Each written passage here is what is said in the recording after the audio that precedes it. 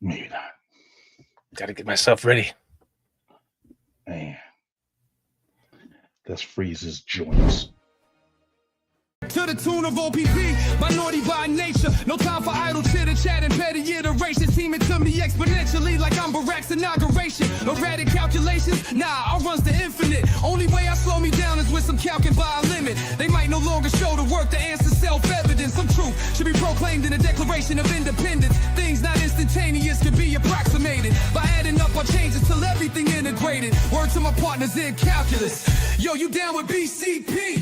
Yeah, you know me. You down with BCP? Yeah, you know me. Integral, grind exponential. You down with BCP? That's the way we rotate radiannually.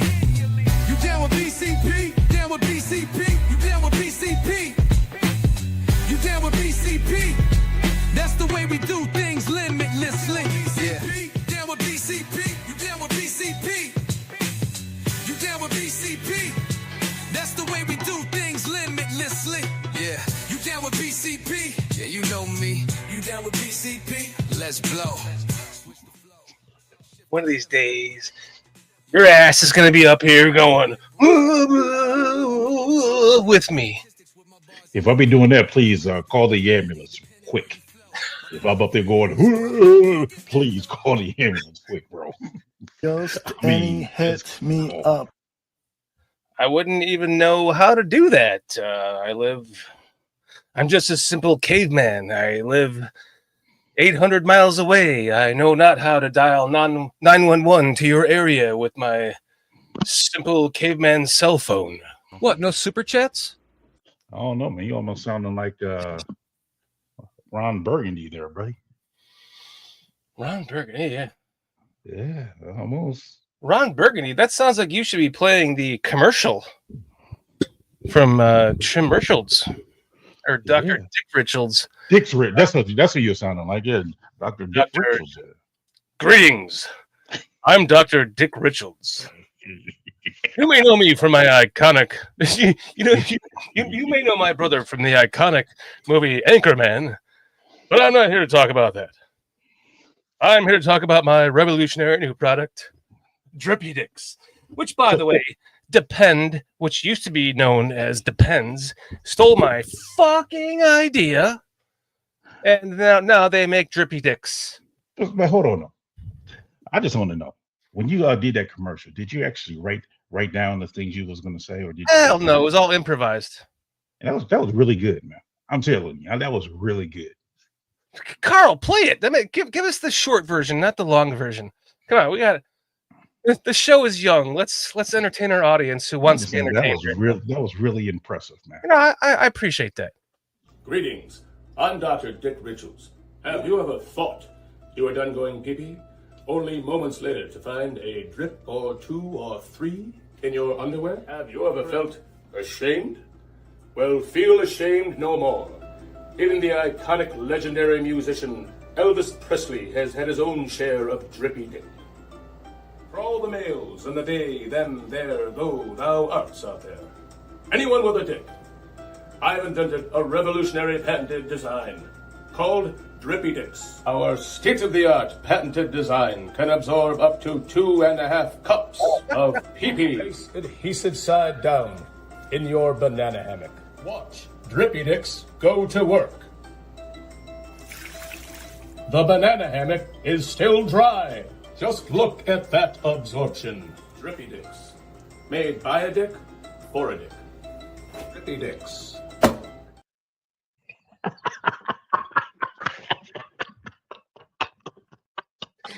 That is hilarious, bro. Dude, for anyone that wants to watch the entire 2-minute video version of that, it's on the channel. Just search with Drippy Dicks or our sponsors. Because here's what happened. Here's how that video happened. My mother-in-law passed away. My wife and my wife was going through some shit, obviously, and we had just gotten back from going to Florida and her passing and stuff, and we were back home here in Atlanta, and I had been talking about this idea of you take a piss. You got a couple of drips in your. I even saw Coach B one day, like in his 20s. He went to the bathroom, came back, and he had like a drip going on that just went right through his underwear and his jersey shorts. And I remember, 25 going, dude, what the fuck's up with that?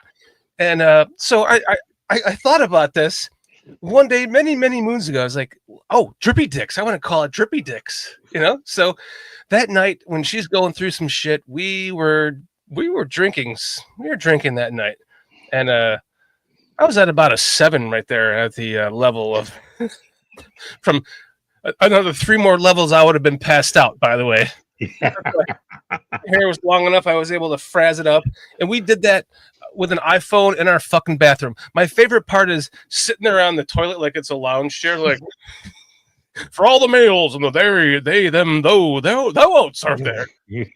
That's we laid in bed until like 5 in the morning rewatching that video, laughing so fucking hard. And I'm like, I'm gonna wake up to 8,000 views on this.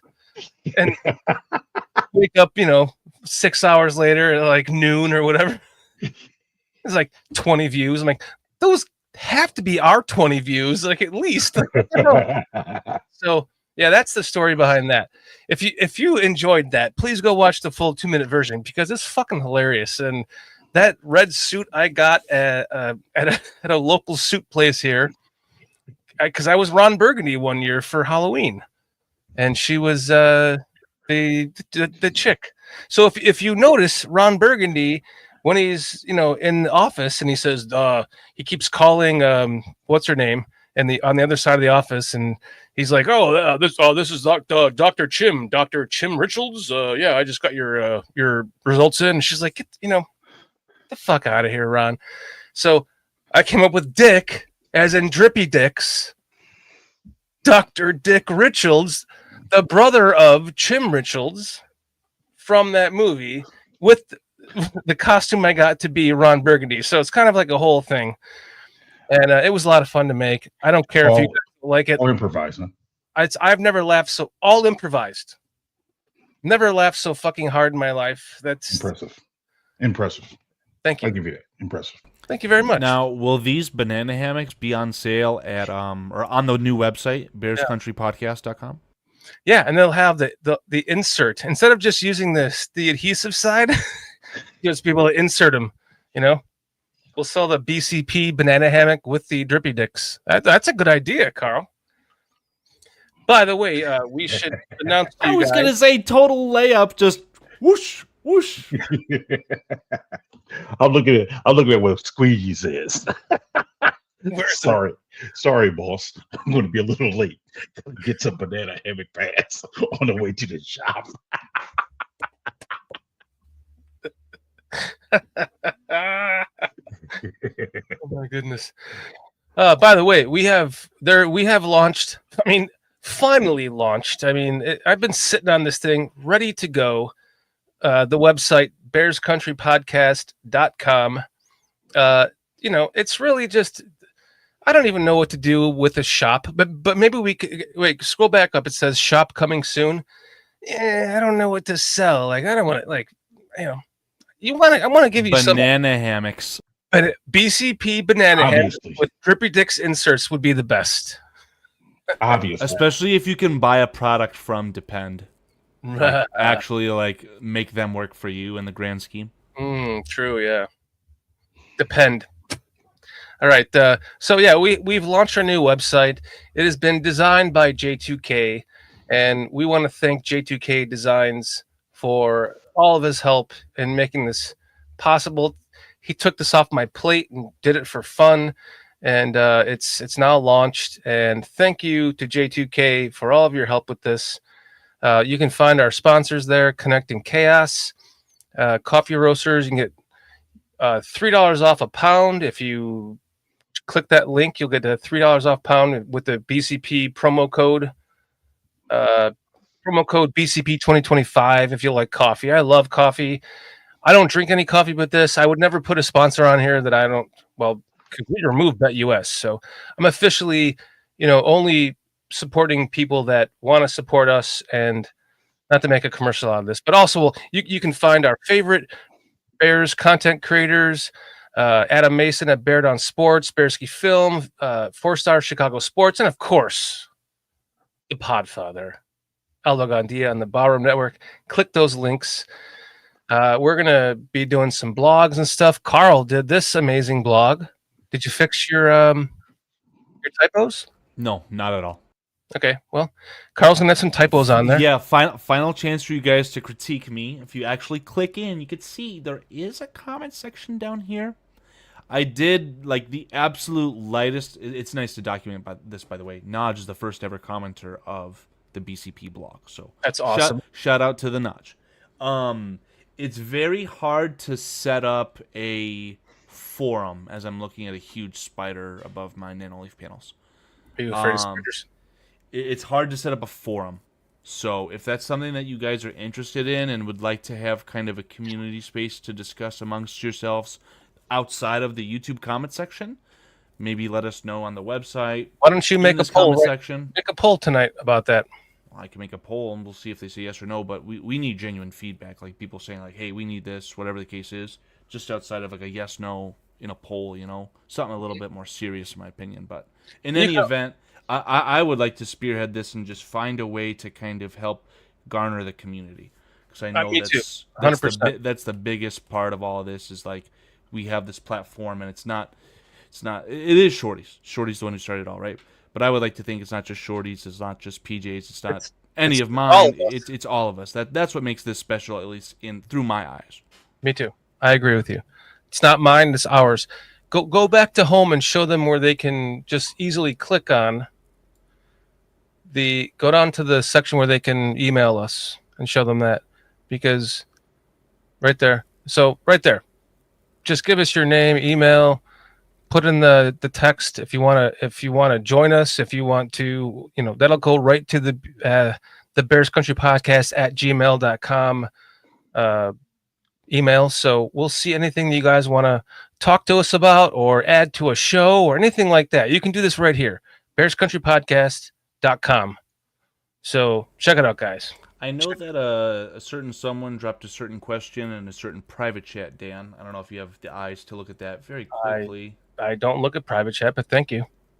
If you have the ability to let me know what your thoughts are very fast here in real time, I know that there's a link there with a certain host of BCP.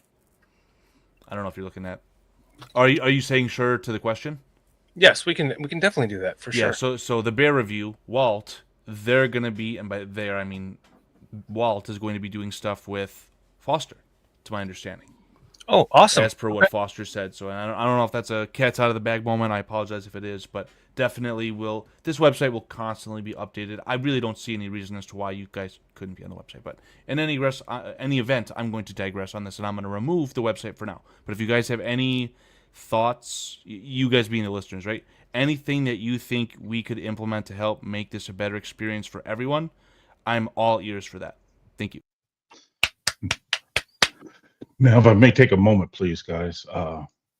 Roberto Hernandez says, what's up, BCP? My uncle passed away. Thank God you guys are helping me deal with this loss.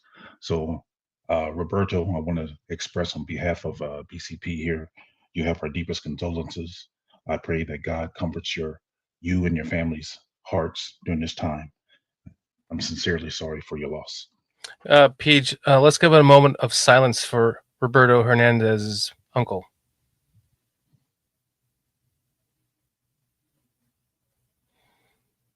I feel you, my friend. You're gonna make me cry. We'll try not to. We feel your loss, my friend. So thank you for sharing that with us. And we wish you and your family well and your hard times. Seriously. That's okay. What else? Let's get to our chat. Yes. Chat speaker. Chad. I remember Chad. Great article. Thank you, Chad. Squeegee. Armando Lara Jr. Is it Lara or Laura? Ooh, that's a good question. I always pronounce it Lara, and I know you always pronounce it Lara. Armando Lara Jr. I don't know. That's a good question. I always thought it was Lara, but it might be, or I always thought it was Lara. It might be Lara. Right. I apologize if I got that wrong all this time. Right. Patty L. Both, he says. Okay, thank you. Patty, Armando's lovely wife. Thank you for hanging out with us tonight. They are the first, well, maybe the second couple on BCP. Yeah, that's pretty cool. You and Kitty been the first, so yeah. Well, yeah, I guess, yeah. Yeah, so but the first in chat, that's pretty cool. And you guys are, again, Sports Zone Chicago. Let's play the Sports Zone Chicago clip because we got to get that out of the way. Hey, it's your boy, the Superback, Sean Sierra, and be sure to follow Sports Zone. Hey, it's your boy, the Superback, Sean Sierra, and be sure to follow Sports Zone Chicago on all social media platforms. On Facebook, Instagram, and our Roku channel, you can find us at Sports Zone Chicago. And on Twitter, we are at Sports Zone Shy. Also, be sure to download our mobile app so you can take Sports Zone Chicago with you on the go. I'm serious. It's a morning show. If you have time for it in your day, if you work from home, check it out, man, because it's I have it on every Monday, Wednesday, and Friday morning, starting at 9 a.m. Chicago time, 10 p.m. Eastern. So check them out. And Patty and Armando came from that chat, and we're so lucky to have you continue to actually find us amusing enough to watch us. So thank you guys. Cliff Victoria. Come on, Cliff. Fans since day one. Love you, Cliff. Absolutely love you, Cliff. Chad Speaker, Amphiarius. Tony Moy. Yes. My Twitter buddy. Constantly John. sending me stuff. Tony Moy is just so freaking hilarious. I had He's to awesome. jump in to say that. I said it in chat, but Tony's just the guy. Tony's the shit. John S. John S. Thank you for hanging out with us tonight. Rick Gonzalez, of course. My man, Rick. You know what he said? Well, he said something very endearing to me in Sports Zone Chicago, which I turned him on to. And he was like, so he gave me the idea to talk about the training camp schedule release tonight, because I don't know what the hell we're going to talk about. And thank you, Rick. Thank you for joining us. I've known Rick from way before podcasting, when we were just hanging out and chat with the Shaw local podcast with what's his name? I'm bad tonight, dude. I'm like deleting files that I have in my brain for work to create new space. So I apologize. Hub Arkush. Yeah. I love Hub Arkush, but after his heart attack, he stopped doing podcasts, which we were both in his show all the time talking. I've known him from years back, and the fact that you're in here tonight is amazing. Mr. Mayhem. Mr. Mayhem. Mr. Mayhem has been there from day one, too. We love you, Mr. Yes. Mayhem. Thank you. Patty, that's such an amazing compliment. I mean, it's humbling. Thank you. Really mean that. Yes, thank you, Patty. Appreciate it. And then who did I miss here? Alex is my name. Alex is my name. Oh, what's up, Alex? Thanks for hanging out with us tonight. You guys did not say hello to Amphiarius, did you? Go Blue. Yes, I did. Let me say it again. Amphiarius. Amphiarius. It's good to see you, Amphiarius. Appreciate you being here, bro. I pronounce it Amphiarius, though. Yeah, well, I've heard it pronounced Amphiarius. Amphiarius. Oh, no, he's coming here to get Carl's dick hard. This is not the members-only content, by the way. You gotta reel it in, sir. By the way, for all of you that are members, please make sure you go watch tonight's members content. That was fun. That was a good conversation. So it looks like Foster has been detained per his text. We're just going to throw that out in the open? I guess he's in jail right now or something. I don't know. Detained is it's got a vast vocabulary. There's a lot of word. How do you, am I talking myself in a circle? Like, is he detained? I find it a bit scary. Like, what's going on? Detained could mean a lot of things. I would expect him to be detained for all those murders. For all the Why bodies. he finally offloaded the evidence. He's like, I'll sell the house, finally. He finally fucking sold the house, and then they tore down the 2 weeks. paneling. And Yeah, they were 2 like, weeks. oh, we got to redo this shitty house. He just got to. What is that? Gotta make sure it wasn't an undercover FBI agent who he sold it to. That's the only way they couldn't get a search warrant, so they had to buy the house. Yeah, instead of actually like making the repairs and everything that Foster always talks about, he was literally just trying very hard to find someone who he knew was not a cop. Man, this dark web search, he's a cop for sure. Gotta move on. Nope, can't sell the house, man. Something happened. oh fuck, he was an FBI agent. I got detained, guys. They're not going to catch me.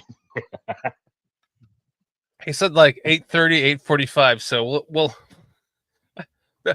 trust me.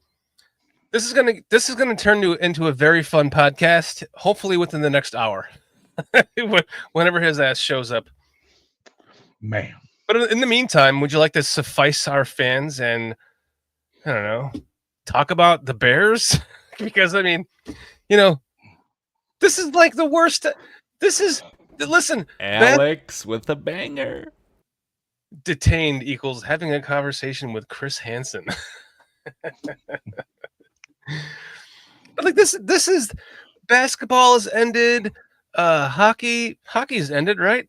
I mean, this is the one time a year where it's just baseball. Oh, and I can throw one bone your way. Yesterday was the NBA draft, and I think there's a second round of the NBA draft today. You guys aren't basketball fans, though, are you? Michael Jordan. When Michael Jordan retired, it killed the NBA for me. I'll be honest. That's how I feel when Derrick Rose tore his knee up. But I'm not. I get it. That's the way I can describe it. I am, but I'm not. Yeah, like I want to pay attention to it, but it just doesn't do anything for me. But like, there's no like excitement whatsoever. Like this is literally I acquired this information from a 5-minute drive home from work yesterday. They're talking about how the best player in this draft, the undisputed #1 overall pick, has a chance to be in the Hall of Fame just by being good at everything. He's not elite at anything whatsoever, yet he's the clear-cut #1 overall pick. It feels like the NBA is a dying product. I agree. In my opinion. Yet it's the most profitable for a player.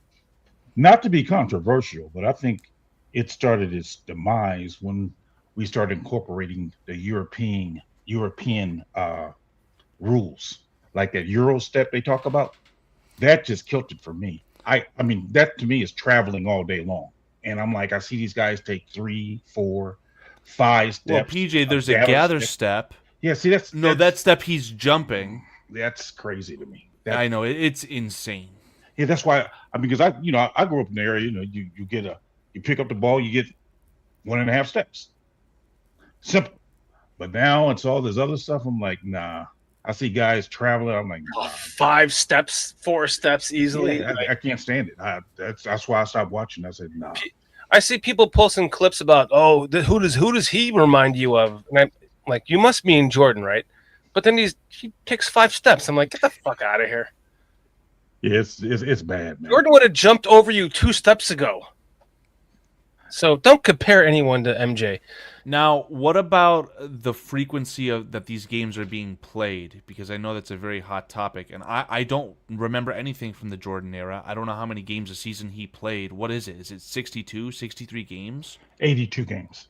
82. Got it. And that's not including the playoffs. Correct. Okay. They went 72-10, which is ridiculous, and even more ridiculous is that the Warriors beat that record. Like, that's insane. They lost 8 games. They did beat it. I thought they fell one short. They probably beat it by 1 game. They beat it, but they lost in the finals. Yeah. Oh, really? Yeah, they lost. That doesn't count. Reminds me of the Patriots, right? The Patriots literally went undefeated but didn't win the Super Bowl. Yeah. Okay. And that's because of me. Interesting. That's the year that I was provoking Elon Manning in my third row, 30-yard seats and just shitting on him the whole game. Like I was that heckling asshole. Just, your fucking brother is a Hall of Famer. You suck. You'll never amount to anything. You know that story. Right. Anyway, that's another story. He was literally 10 feet in front of me, just throwing the ball on the sideline when the defense is on the field. And I'm screaming at him, you fucking suck. Your brother's a Hall of Famer. You'll never live up to your brother. And by the end of the game, we were winning, by the way. He's catching the ball while the defense is on the field, and he's looking at me, just throwing the ball. He's looking right at me, throwing the ball, catching. Because I'm like, I got your attention. You're looking right in my eyes. Fuck you, Eli. You fucking suck. Then they came back. I'm not proud of that moment, by the way. That's when I had actual testosterone in my nutsack. So, so they came back and won the game. They went on to win like every game from there and then on out. And then they lost to the Patriots. And then I think they won their last game. And then they went to the Super Bowl and beat the undefeated Patriots. And they lost the last game to the Patriots. Okay, thank you. I was thinking that as I said it. But I fully take credit for that. I'm sorry, I do. I'm not kidding you, man. I could have spit on him. He was so close to me. And I'm just screaming I'm ashamed of myself, to be honest. We can tell. I was just, fuck you, Eli. You fucking suck. You'll never be your brother. Blah, blah. I mean, just finally, like the last 2 quarters, just like, he was like, not even, just catching the ball, just staring at me, like throwing it, catching it out of his peripheral while he's staring at me. Throwing it like, fuck you, dude. Comes back, beats us, wins every game until the last game. See, I'm glad you mentioned that, because he's a classic example to me of you don't need a great quarterback to win a Super Bowl. You just need a guy like me to heckle him all fucking game to get his motivation going. I'm just saying, you don't need a great guy to win a Super Bowl. You can have, to me, Eli was the average. Yeah. I mean, but he had good supporting cast, and he was able to win not 1 but 2 Super Bowls. He had his moments, though. He had his moments. He had his clutch moments. That's all you need. Yeah. So this myth of needing a great quarterback, debunked right there, sir. You gonna get me started right now? You're trying to fire me up, aren't you? You're trying to get me all revved up. Right, we don't need a great quarterback. That's not what we need. What we need is a great team. Okay, can I just put it this way? On my bucket list, the remaining 3 things were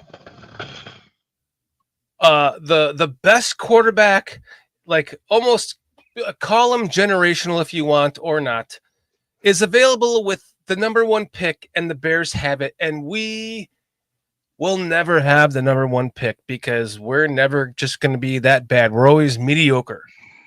And then I'm talking about thinking about this in the Peyton Manning days, where like if we could just have Peyton Manning, if we could just have, well, it was actually Peyton Manning that started this whole thing with me. And so then my bucket list, I got a bucket list knocked off. So to me, Caleb can do no wrong to me. And I will defend him to the end of my days, just like you do, Justin, my friend. And that's based upon his draft status? It's based upon what his abilities are, and all of the things that quantify him: his quick release, his field vision, his ability to see everything all over the field, his want to make big plays, his hanging on to the ball too long bullshit means that finally he didn't get sacked after a half second, and he's able to run and look for a play downfield instead of running. And to all accounts, Justin did a great job at running in those moments. That was his, like, he was fucking a superstar with that. Let's not compare him to Justin. Let's keep going. Okay, so with him, yeah. Okay, so now he's about to be sacked, and he's not. So he has to roll out. Now, 4 seconds later, he's hanging on to the ball too long because he's running to the sideline to fucking sling a fucking ball right into the hands of DeAndre Swift on the sideline. Like, those are the plays I've always envisioned my quarterback making. And so you mean to tell me, with that being said, that last statement you just said, you've never seen any other quarterback in a Bears uniform make similar type plays? I'm not saying I haven't, but okay, all right, but his release and no, what I was kind of using that as a moment to complain about him hanging on to the ball too long is what I was kind of going on, because either he's getting sacked in a half second or he's trying to make a fucking play, and when he's trying to make a play, he's hanging on to the ball too long now because now you're counting the seconds the ball is in his hands. Like, come on. So back to my bucket list thing. All right. I got my bucket list quarterback. I could die tomorrow knowing that I at least got that. Now, part of that bucket list quarterback was the Super Bowl. At least one with that. At least one. I don't want to become the fucking Packers. Fuck Green Bay Packers. I want multiple Super Bowls out of that guy. That's kind of at least one is the next part of that bucket list. And then after that, it's a 2010 Shelby Mustang, and then I'm done. I have nothing left on my bucket lists. That's it. My bucket list is complete. I guess what I was trying to focus in on is what in particular is making him your bucket list quarterback.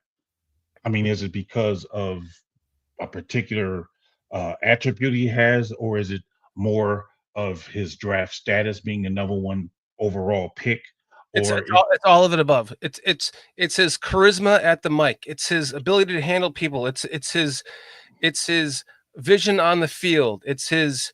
I mean, he's got probably the quickest release I've ever seen. I mean, somebody please break down a comparison. Bearski or someone, Swift. If somebody please break down a comparison of release quickness in the NFL over the course of the last 20 years, 30 years, 40 years. So my next question would be, mile. If the Bears would have, and this, granted, this is all speculation, whatever, conjecture, but if the Bears would have drafted Joe Montana in the 3rd round, like the San Francisco Giants did way back when and won 4 Super Bowls, would he have not been your bucket list quarterback because he wasn't drafted number 1 overall? Oh, that's a good question. No, the question that he would have been. Yes, he would have been. Okay. Yeah, because prior to, I was always thinking, find a quarterback in a later round. Come on, like you're sitting here with. I mean, I'll go back to the Brady draft. It's like, well, he's in the 4th, just pick him. He's in the 5th, just pick the 6th round. Come on, just pick him. But they, it's like they never. My whole thinking has always been, just draft a fucking quarterback and try to develop him, see what he has. And they've been so stuck in the defense and running game. Like the Bears are known for defense and running, and we're sticking to that. It's like their brains just never got attuned to the modern NFL with a passer. So, again, I'm trying to follow your logic of thinking here. So, if it's that you're saying that you just wanted the Bears to draft a quarterback, so when they drafted Mitch Trubisky with the number 2 overall pick, you wasn't happy with that? No. Why? I'd love to interject on this one. They traded up for him, and it was the wrong quarterback to begin with. Bingo. No, it wasn't Mahomes. The simple logic was, if you took a quarterback, it should have been Deshaun Watson. So, again, I'll leave, but again, that's my thought. If they traded up to draft Deshaun Watson, it would, like, in hindsight, it would have been a terrible mistake. But in the moment, that was the move. It wasn't Mitch Trubisky. So then then now when they did that, you're forced to do what all of us have done as Bears fans all our whole fucking lives. Try to make excuses for how this person could be great or how this coach could be great. And it's but what I'm talking about is I did that with Justin. Like, I never scouted Justin because I didn't really like his game. And then once we drafted him, I heavily scouted him, and then I fell in love with him because he was a Bear. And I allowed myself to believe that he was going to be the answer because he had the skills to translate into the modern NFL. And then they fucked up and fired Nagy after the first. I mean, if anything, you keep Nagy one more year. No. I think it was negligence by the McCaskies to allow that trade to happen. They were both lame ducks, the general manager and the head coach. I don't think you should have allowed them to make that trade. I was totally begging for that trade in real time, and it happened. And the entire neighborhood heard me because I was in my garage with my TV in my garage, just screaming, running in and out of my garage with like excitement that they drafted Justin Fields because he fell to us when he should have gone second. He went to the team that should have drafted him at 2. Now he's playing for that team right now, ironically. So, do you remember in that draft, though, that Mac Jones was supposedly the guy that the 49ers wanted at 3rd overall? Because they had traded up to 3rd overall a month before that draft. Right. So when Mac Jones and Fields were falling, there was a little bit of me, I'm like, oh my God, are they going to meta themselves? Are they going to take Mac Jones? But I'm a Michigan fan. I watched Justin Fields kick Michigan's ass 4 straight years or whatever it was.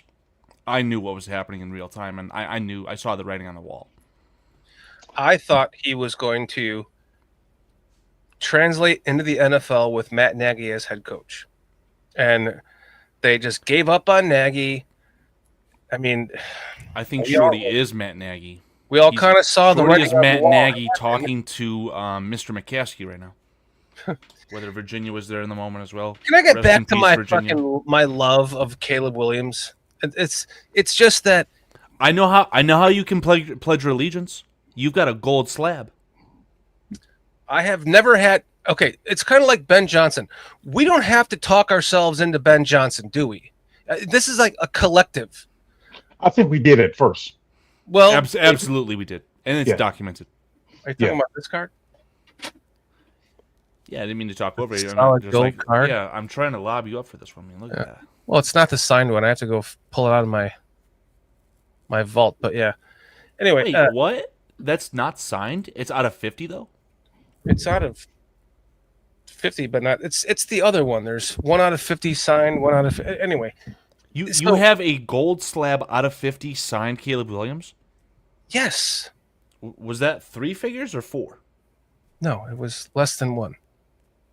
1, so can I get back to my love for Caleb Williams? Absolutely. From me all. So... We all know what we see, how we feel about Ben Johnson is what our confidence is that high in him that we believe that he is gonna, as a coach and as an offensive mind, is going to be able to create the play. It's like we don't have to talk ourselves into him like we did Eberflus and like we did maybe even. No, I disagree with that part of it. But my let me finish. Okay. I had to talk myself into Justin. I had to talk myself into Trubisky. I didn't have to talk myself into Cutler, but then I had to talk myself out of Cutler because. But this guy, Caleb, I have never I thought to myself, well, we have Justin Fields. We'll never have this kid. I'm going to be so jealous of whoever drafts him that I'm going to probably have to just watch whatever game he's playing in because I'm going to be so jealous of that team. And I'm jealous of my own team right now. I literally wake up every fucking day, and I think I have to pinch myself. I can't believe this is our quarter. My wife just here. You know, my wife used to always hear, just randomly, I had Tourette's syndrome. Sorry for anyone who has kids with Tourette's syndrome, or if you do, but just I've gotta hate the fucking Packers. Gotta hate the fucking Packers. Gotta hate the fucking Packers. Just on a random day during the week. She's like, I know, honey, you hate the Packers. 2010, 2013, 2020. Doesn't matter what day. Just off season, like today. Gotta hate the fucking Packers. I do that now. I go, God, I can't believe Caleb Williams is our quarterback. Like I almost have to pinch myself because I can't believe it. So that back to my point is I got my bucket list quarterback. I have one more bucket list thing left. It's a 2010, 28, 29, 2010 Shelby Mustang. And then I'm done. Then I can die. After what? Plus a Bears Super Bowl with said quarterback.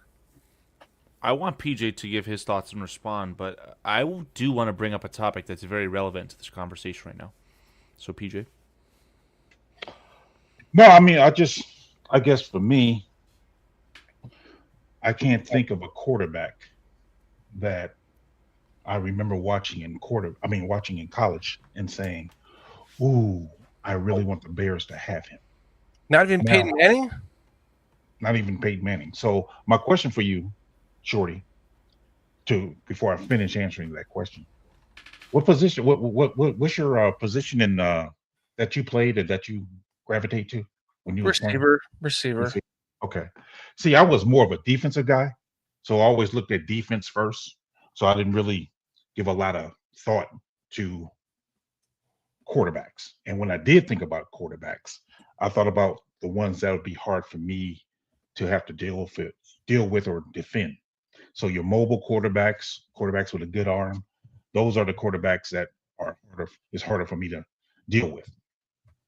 But just looking at a quarterback and going, ooh, like even when what's his name from Stanford went to the Colts, Andrew Luck.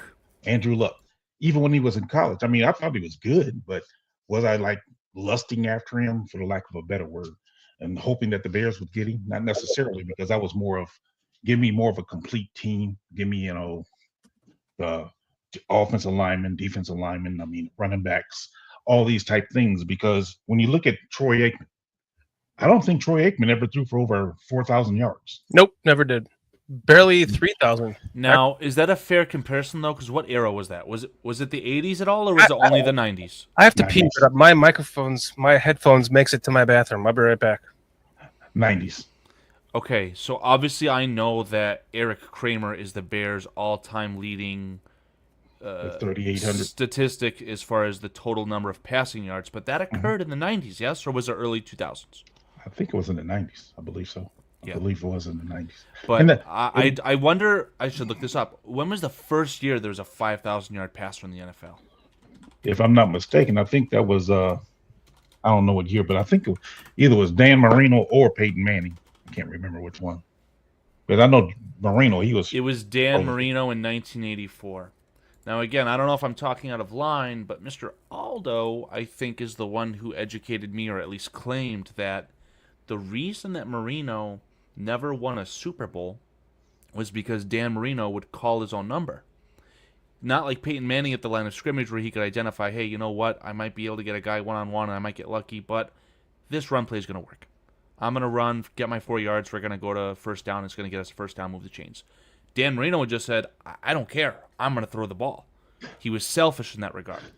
Well, I don't know if Don Shula gave him that type of latitude. I can't remember. I thought that he did. As far as that, these are all those thoughts. Essentially, is that he would call adjustments at the line of scrimmage to allow him to pass the ball.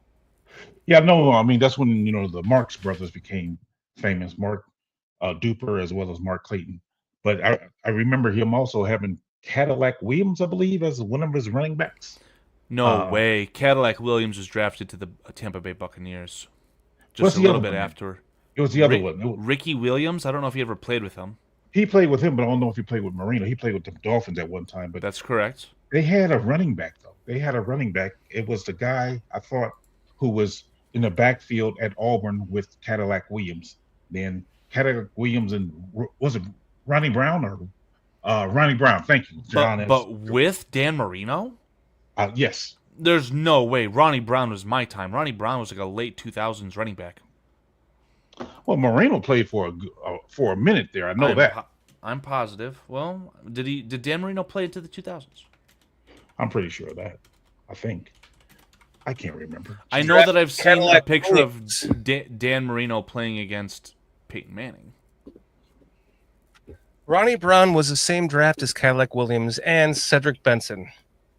Oh, he came after Oh, he believes he came after Marino. Well, what I'm saying, I mean, he had a decent enough run in the back, and that was part of the problem. I mean, Marino used to throw the ball a lot, and then he actually had a running back, but when he had a running back, they just didn't utilize the running back. But my point here is that I don't think it's fair to say, yep, that Troy Aikman was never a 4,000-yard passer. First off, he didn't need to. They had the best running game in the NFL at the time, right? Really, really good running back. I'm not going to ever say he's better than Walter Payton, but he sure as hell had the best offensive line, right? So, the Cowboys. Oh, Emmett. Yeah. So that's what I'm saying. I mean, for me, Troy Aikman, I thought he was a good enough quarterback to win, of course. I mean, that's what he done. And therefore, I was never wanting a quarterback like a Cutler, for that matter, who want to throw the ball a lot, or even a Manning. I just needed a quarterback. Do you know how good Jay Cutler was? Wait, can I just pause you, PJ? Of course. Because we've had this conversation privately, and we've had it publicly, I think, on the show before. And just to kind of summarize this. Wait a minute. You want to summarize what I'm going to say? Well, no. To summarize that you have always been a defense and running game guy, and we talked about how that's how it always has been, defense and running game.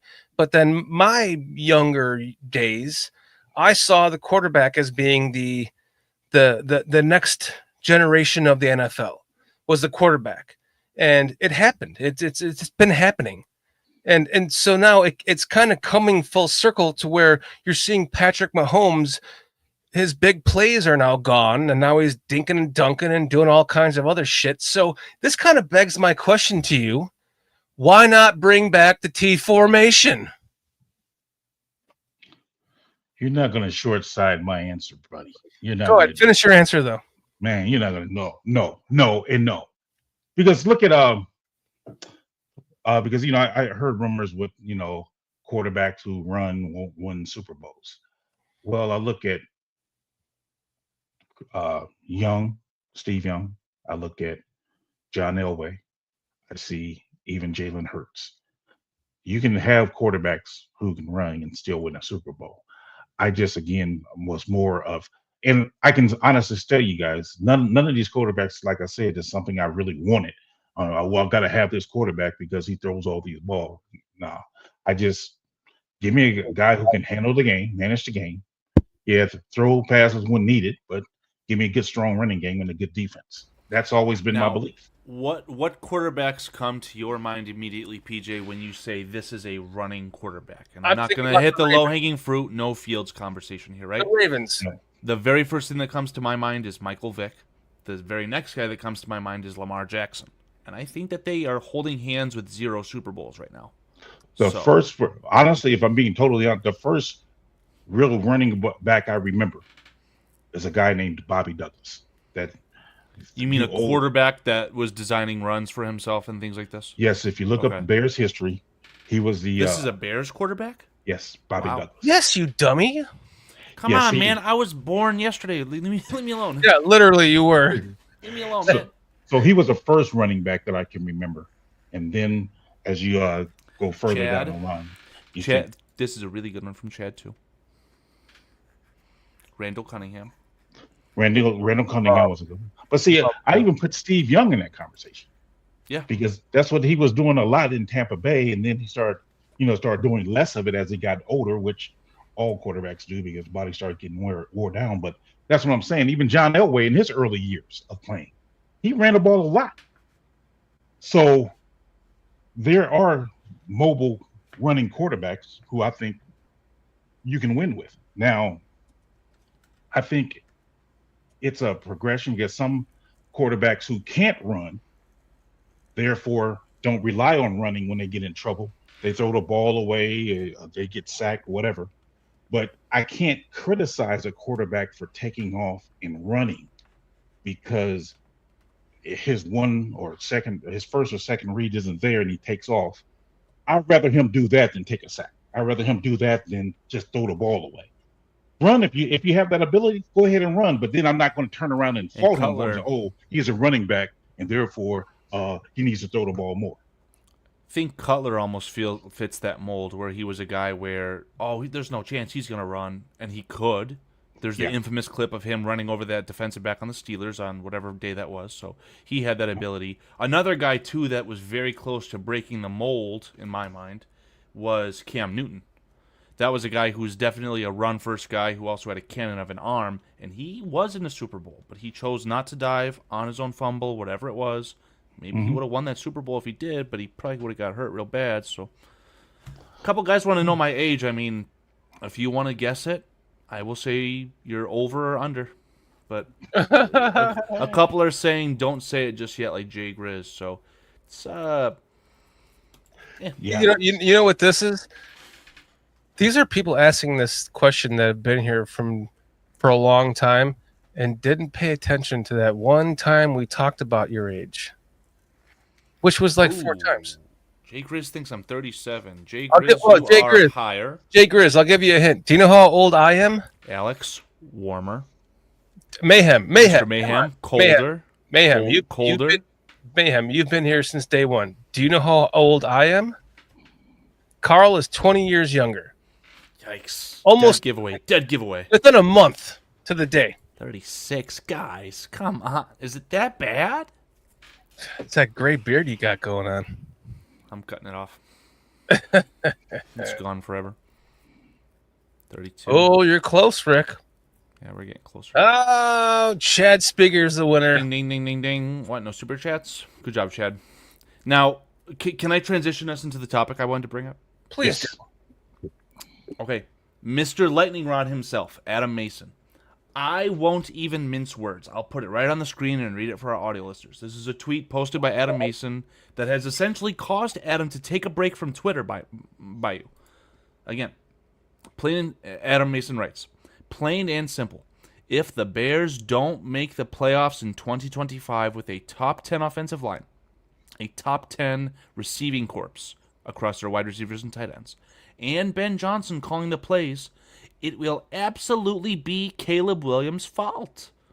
I accept that time to grow and the excuses, but if he's him and generational equals playoffs, he's essentially saying that this season, it's truly up to Caleb Williams. For my money, I think this is very, very unfair from Adam. I think it's actually correct because you got to look at it. I look at it from this standpoint. I agree with Adam. Yeah, I look at it like this. Wow. Because for them to be a top 10 offensive line, that means they protected Caleb or whoever quarterback is. The mere fact that they protected the quarterback, that's how you get to be that top 10, correct? I think what Adam's point here is the actual talent on paper, which is where I start to feel like this is unfair. That's not how I'm reading it. I'm reading it as if we have a top 10 line in order of proving by having the least or limited amount of sacks. The reason I kick back, PJ, is just because of the timing of the tweet, right? Like the season hasn't started, and Adam's already declaring that we have the top 10 offensive line, top 10 receiving corps. I would have to agree. I think I understand your logic if you say that the season ends that way, right? Like, let's say they literally statistically have 2 All-Pros on the offensive line, 3 1,000-yard receivers between their tight end and 2 wide receivers, whatever the case is, right? Then what I'm saying is what makes you top 10. Well, could I interject? The talent on paper. Finish the question though. Please do. I'm just saying, if he's saying with a top 10 offensive line, top 10 receivers, what makes you that? What makes you that is the fact that you have finished being rated that top by limiting the number of sacks and receiving yards that you actually gain. I mean, those type of things is what's going to make you the top 10. Go ahead, Short. Well, in order for you so we can, I mean, I don't think we have a top 10. First off, I do not think we have a top 10 offensive line on paper. I mean, maybe on paper, but once the games are played, that's going to determine what their ranking is. There could be a top 20. Okay, so if they're a top 20 let's say they're ranked the 20th best offensive line in the league. Well, then we're not going to get the ball to that top 10 wide receiver tight end core because he's getting sacked too much or holding on to the ball too much, or, which makes him try to make plays and get out of the pocket and look downfield, hanging on to the ball too much. We're going to hear all that shit from the fucking Score and ESPN radio and everyone. Oh, he's hanging on to the ball too much still. Like, come on. The offensive line sucks, and they're making him do that. So now those go hand in hand. If the offensive line lives up to a top 10 on paper offensive line, then the top 10 wide receiver / tight end core could totally evolve into that as the season progresses. And therefore, it will be Caleb Williams' fault if all of that goes well. And he's able to get rid of the ball on time and create big plays in the moments that they don't, that it does break down around him. So, I mean, I see what he's saying. I can agree with it, and I can disagree. I can pick this apart both ways. Okay, so can I frame? Let me finish. He says, "I accept the time to grow and the excuses, but if he's him and generational equals the playoffs," what he's saying there, what he's ending that with is, to my point, the fucking the bucket list quarterback that I've gotten, that I feel I have gotten, and many of you other Bears fans may feel that that's your bucket list quarterback too. If that's your bucket list quarterback, like I believe he is, none of that matters because he will make it happen. He will transcend those two. He will, if the offensive line is not, if it's better but not a top 10, he will still make more 35, 41 yards, 20 touchdowns, 6 interceptions with that shitty offensive line and that bad coaching last year. If he can go to 38 or even, albeit 4,000 and 25 touchdowns and 9 interceptions, then he is still ascending. And therefore, he will be the reason why we win some games that we should have lost. Just like last year, he was the reason why we should have won some games, but we did lose because of coaching, because of all the other elements around it that mattered. So I agree with what he's saying. And I except for the top 10 offensive line thing, I think that's kind of, suspect. But if he's who I think he is, which is me spending thousands of dollars on these rookie cards of his that I'm hoping one day will be worth millions, and I can sell one and buy an island on a up the UP of Michigan or some shit, like, then he is the guy. So I don't know what to say about this. I think he's right. Caleb Williams needs to be the guy that transcends. He needs to be the guy that Patrick Mahomes turned the Chiefs into. That's that I hate that comment from you. I hate that comment from you. It wasn't dinking and dunking. He's dinking and dunking now. Patrick Mahomes turned the Chiefs into the Chiefs by big balling it. The Chiefs didn't win the Super Bowl with this roster, but they had a very elite tight end with Kelsey already. They had a blossoming Tyreek Hill, who was already very feared in the NFL before Mahomes even played. And Alex Smith had that team at 10, 11, 12 wins for 2 or 3 years in a row. That was a well-oiled machine. We're talking about a Bears team that just finished 4th in the NFC North. But Mahomes was night and day difference. He was big balling it then. Mahomes has turned into a fucking dink. He's turned into a Tom Brady. Yeah, I just told you why he was big balling it, because they had the fastest human being on earth who also doubles as the. They have to say that about hitting women. They have the current fastest human being on earth. What are you talking about? Yeah, but it doesn't translate to game speed. By the way, trash. What is up, Foster? Have you finally? I want to expound on my point, but Foster, what's going on, man? Are you finally detained, bro? Are you out of jail? No, I couldn't get out of the coffin, dude. Detained by the lid of the coffin. It was still light outside. It was a nightmare, man. I somehow locked myself in from the outside. I don't remember. His kids put the lock on the coffin, huh? I think so. We're gonna have to go. What's up, gentlemen? I hope everybody's well. I hope you're well. I agree Foster. with Carl, though, man. You can't. Kansas City kind of had stuff intact. I think it's a very apples to oranges comment, right? And Foster, from an experienced veteran, Foster, is there any way to compare Andy Reid, who before his time on the Chiefs took the Eagles to 4 straight NFC Championship games, we're comparing that to rookie Ben Johnson? He's a speck. I don't care how great the defense has looked in Detroit. Talk to me in about 15 years, and then we'll go back to this. So I want to hear Foster's thoughts. I hope Obviously, I just 15, wanted man. to expound on this tweet from Adam. Okay, so again, the timing of it, right? These are declarations that Adam are making for the talent of the Chicago Bears in June, before a preseason game has been played. Right? He's saying that it's all up to Caleb Williams in the sense that he already feels we have this level of talent, right? We have a talent level of a top 10 offensive line. We have a receiving core unit that is worthy of being a top 10 unit. It doesn't matter how that transpires. He's saying literally now, in June of 2025, it is Caleb Williams or nothing. He has to prove everything. Exactly. How can you say that this is all Caleb Williams? I'm saying I just stuff Pete says. Go, Pete. I disagree with the premise that that's what he's saying. I don't believe he's saying on paper.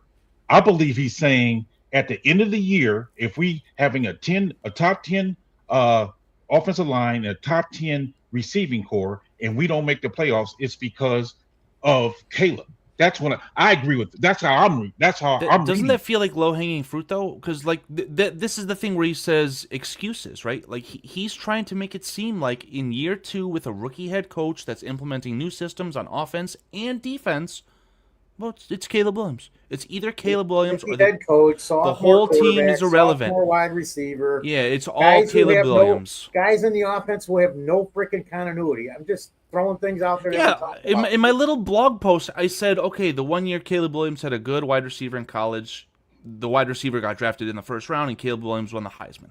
He needs a little bit of time to. All right, Carl. You have to call Adam privately and ask him what he meant, because. And I'm not going to give him any context. I'm just going to ask him cut and dry, and I want him to tell me exactly what he means. It's starting to bug me now. Yeah, ask him, is he meaning right now before any games played, or is it at the end of the year they ranked top 10? Now, I have a tiny bit of backstory to it. Because it's only 6 or 7 o'clock there. Yeah, if he's West Coast time, right? All I wanted to say is I have the little bit of backstory in the sense that Adam doesn't make fun of me, but he's very critical of me suggesting the Bears could have a losing record. He's like, okay, you think Caleb Williams is good, and you think the Bears are going to have a losing record? So that's where I think that he's making these declarations now. Caleb Williams he has to be him, or he's trash.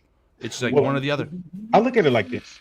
I think any quarterback, because this is how I'm viewing it, any quarterback that has a top 10 offensive line and a top 10 receiving core, and you don't take your team to the playoffs that year, something's wrong with the quarterback. And that's the premise I'm going on. So I'm not trying to pick on Caleb. That's not what I'm doing. I'm just saying for any quarterback to think that, or to have a top 10 in both offensive line and receiving core, and you still don't take your team to the playoffs, you either got a real bad defense or you're not clutch when it comes down to it. Well, PJ, I could tell you a team right now that has a top 10 offensive line, a top 10 receiving core, the best running back in the NFL, and probably the best, if not a top 3 defensive line in the NFL. That's the Philadelphia Eagles. They just won a Super Bowl, and I don't think their quarterback's any good at all. So that's kind of the flip side to this coin to that argument as well. I have to think that quarterback's better than even I anticipate. Actually, no, I think he's more than adequate, dude. It's not like a regular quarterback. I don't think. Actually, going back, I think I was like, we should snag him in the second round and see if he's worth anything. Talking about Hurts, and then I wanted to just say hi because everybody said a bunch of stuff in the chat. So I mean, I read everybody's chat's fucking ignoring us. They're talking about pizza puffs and shit. That's how. Well, we're talking about Harmon Pizza Puffs and Harmon Foster Mall because Armando lives. It's like a continuation of last week, right? I'm not out there anymore, man. The paneling's gone. The house is gone. I don't live. I'm working in the neighborhood tomorrow, Armando. I'm working at Higgins and Canfield, dude. So trying to find a new place to hide those bodies. Nah, Rick Portillo's is dead to me. I worked my work is like a mile from Portillo's. I ate there not once. Portillo's, Johnny's beef, guys. Go to John. Dude, the fucking line. I took Carl, Foster, Bearski, and Dave Ski out to dinner at Johnny's the first week I was home. There was like a 40-person line. It was so packed that it required security, armed security, literally. It always does, and it's their combos. Oh my goodness! I stocked up when I came home. I got 4 beefs. No, I got 2 beefs, 2 combos, and a Rosati's pizza when I came home. Back to fucking no food land, Atlanta. Did you get a hold of Adam Mason, Carl? Oh, you want me to actually try and reach out to him right now? Yeah. I'll be right back. Yeah, you don't have to do it on air. I'm taking it like you are, Pete. He's saying if at the end of the year we have this, because we don't know we have none of this. I mean, there's no way you can sit here today and tell me, oh yeah, for sure. I'm not even going to bother. We have a top 10 offensive line. We're top 10 in wide receivers and tight ends and whatever else you want to say. So there's no way, man. Yes, that's what I'm saying. I mean, that's the argument I was making, because I'm like, yeah, I think any quarterback who's gifted with a top 10 in both, yeah, you should be take your team to the playoffs, unless, like I said, you have a really bad defense or the quarterback just isn't clutch. I mean, one of those two. Well, back to my point earlier about him being my bucket list quarterback. I have no doubts whatsoever. Like I can agree with what he might be saying there, which is, listen, Caleb Williams is he has to be. He should be the difference maker on this team, and if he's not, then that's going to be a problem. And I can agree with him on that. If Caleb Williams does not live up to my own hype, then I will be the first to tell you guys he's not. But I'm gonna be paying very close attention to his career. I can tell you that much. As my bucket list quarterback. John S. says, I give Adam credit for making us think about it. Agreed. That bastard, he does it so well. Alex says we could. Alex, my name is my Namo says we could have any number of guys injured before the season even starts. Like that's the worst part, right, dude? Well, that's what I'm saying. Because if that then happens, we are no longer a top 10 offensive line, top 10. We're not, but we're not even right now. I don't care what anybody says. Right. That's what I'm saying. I mean, so at the end of the year, if we're top 10 in those two categories, go ahead. That injury in practice on August 28th of 2025 that killed us for 5 weeks going into the season. Well, I'm speculating and joking around, but it happens. It happens. I have breaking news. Uh-oh. Adam Mason will be joining us for no longer than 5 minutes to discuss this topic. Okay, So for those of you who are fans of Bear Down Sports, Adam Mason, that are kind of wondering where's Adam's content. Adam told me that he sustained an injury, so I'll let him decide if he wants to talk about that. But I don't have any, like, he didn't answer my question. He just said, okay, I'll be on. So he's going to answer exactly what he means by that tweet. I'll throw it up on the screen so he can see it, and then I'd like for him to kind of explain it before we interject any of our thoughts, because I do think it's important. It was a tweet that got like 30,000 views, so in our community, that's quite a lot, in my opinion. Agreed. Well, I'm excited to hear about this. This is going to be I'm excited to see how Adam sounds. What did you mean, Adam? He sustained a serious injury, he said, but I'll wait for him to show up. Oh, crap. Skiing? Was it a skiing injury? He blew out his ACL? MCL? But to answer John S., he's saying that if we're top 10 in those two categories, Caleb will have a part in making them so. 1,000%. But the question is, remember what the question is. The question is, even with them having that, what does that say of Caleb if we don't make the playoffs? We're either going to squeak in or not make them. I mean, no. I know his thing. I just said what I'm thinking right now. Okay. Because it changes. It changes as you go through stuff, man. The more I think about the last 10 weeks of that schedule or 8 weeks of that schedule, Just like it's brutal, but you don't know how what kind of shape those teams are going to be in. All right, Adam, get your ass out here and explain yourself, because we're trying to debate your tweet. Like, do you mean prior to the season or ramps and stuff, man? Or at the end of the season, top 10 offensive line, wide receiver, tight end room, and equals Caleb Williams? Come on. Oh, I hope my mic's working. Do you guys hear me okay? Yeah. Yes. I didn't hear what you said because mine wasn't coming through. So sorry, Yeah, Shorty. And to forewarn everyone, I won't be on here long because I don't know what version of Adam you're going to get tonight, because I am I don't know if Carl warned you in the private chat, but he told me I need to come on, so I'm here because I love BCP and I love you guys. Yeah, we love you too, man. He just kind of said you're going through some health issues, and nothing. That's for you to explain if you wanted to. That's all. I went kayaking last Sunday and I tore a muscle in my back, so I'm on painkillers. That's it. There's nothing more than that. So it's not some big crazy thing. So I'm on painkillers. So I don't know if I'm going to come across I'm all jacked up right now. I don't know who I am. What's up, guys? Don't worry, mate, Adam, because that's like half the show every week. Thank you. Agreed. See, it's fitting for BCP. Perfect. What am I worried about? Perfect timing. Yeah. So my tweet. Explain yourself, Adam. I'm getting off Twitter for this reason alone. People don't have critical thinking. They don't like to think for themselves and have. All I'm saying here is Caleb hasn't proven himself. He's not it yet. He's got to prove himself, but he's got everything to do it. So, in fact, I'm doing a video right now based off of everybody's kickback from this.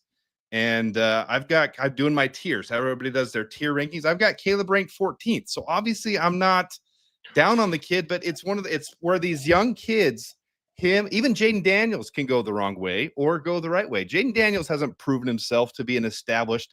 Look what CJ Stroud did. CJ Stroud had this year that everybody thought was amazing and perfect. And his second year was pretty rough. So Caleb did a lot of great things. 20 touchdowns, only 6 interceptions. Only 3 quarterbacks in history have done that.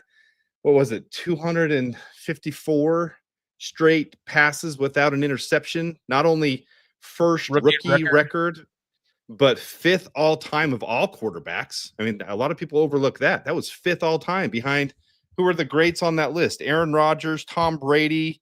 Here, I have it right here because I'm preparing the video, but I didn't record it today because I'm so high. Let's see. And Aaron Rodgers is number 1. Tom Brady for your own channel when you're this high. Jeez. Thank God you came out here. Aaron Rodgers, Tom Brady, Jared Goff, Tom Brady again, and then Caleb Williams. Those are the most. 402 for Aaron Rodgers, 399 for Tom Brady, 383 for Jared Goff, 358 for Tom Brady, and 354 for Caleb Williams. It's 354 is what it was. So the first pick in the draft to win his first to have a winning record after his first 6 games too. Put that in there. Well, I'm glad the season didn't end after 6 games. I wish it did. Let's not mince words here, okay? Because I know you said that you were on a very limited time frame. The context that you're providing with the top 10 offensive line, top 10 receiving core, are you saying if that's how the season ends, or you're declaring that that's how this is now? I'm saying that's what everybody's hyping it up to be. Now it's on Caleb. All this whole thing is meant to be is there should be pressure on him. Now is the time that he has to come through. The team has been built around him. They have assembled this cast for him. They've done this. They've built this team. Wide receivers, check mark. Tight ends, check mark. Carl's going to be pissed off and say running backs aren't, but we're in a quarterback passing league, and Ben Johnson has said 15 times that he wants it to be a quarterback passing league, and he's building around Caleb. We fixed the offensive line. Now it's on Caleb. That's all it is. It's just saying the pressure's there. He's got to come through. We've gone through this wave where we've had Mitch, where we've had Justin, even going way before them. We bought Jay Cutler. We brought him in free agency. We've got all these. We want it. We got to finally get our Pat Mahomes. We got to find even Jalen Hurts. Man, we got to have our Jalen. What made Jalen Hurts win the Super Bowl last year? His efficiency. He was number 1 in accuracy, and that's what I that's the whole thing with this whole Justin Fields thing that started a couple of years ago was. And what I knock down Jordan Love for is he's always between 25th and 32nd in the league in accuracy. Well, Jalen, see, I'm high. Jalen Hurts, number 1 in accuracy, 80% adjusted completion percentage last year.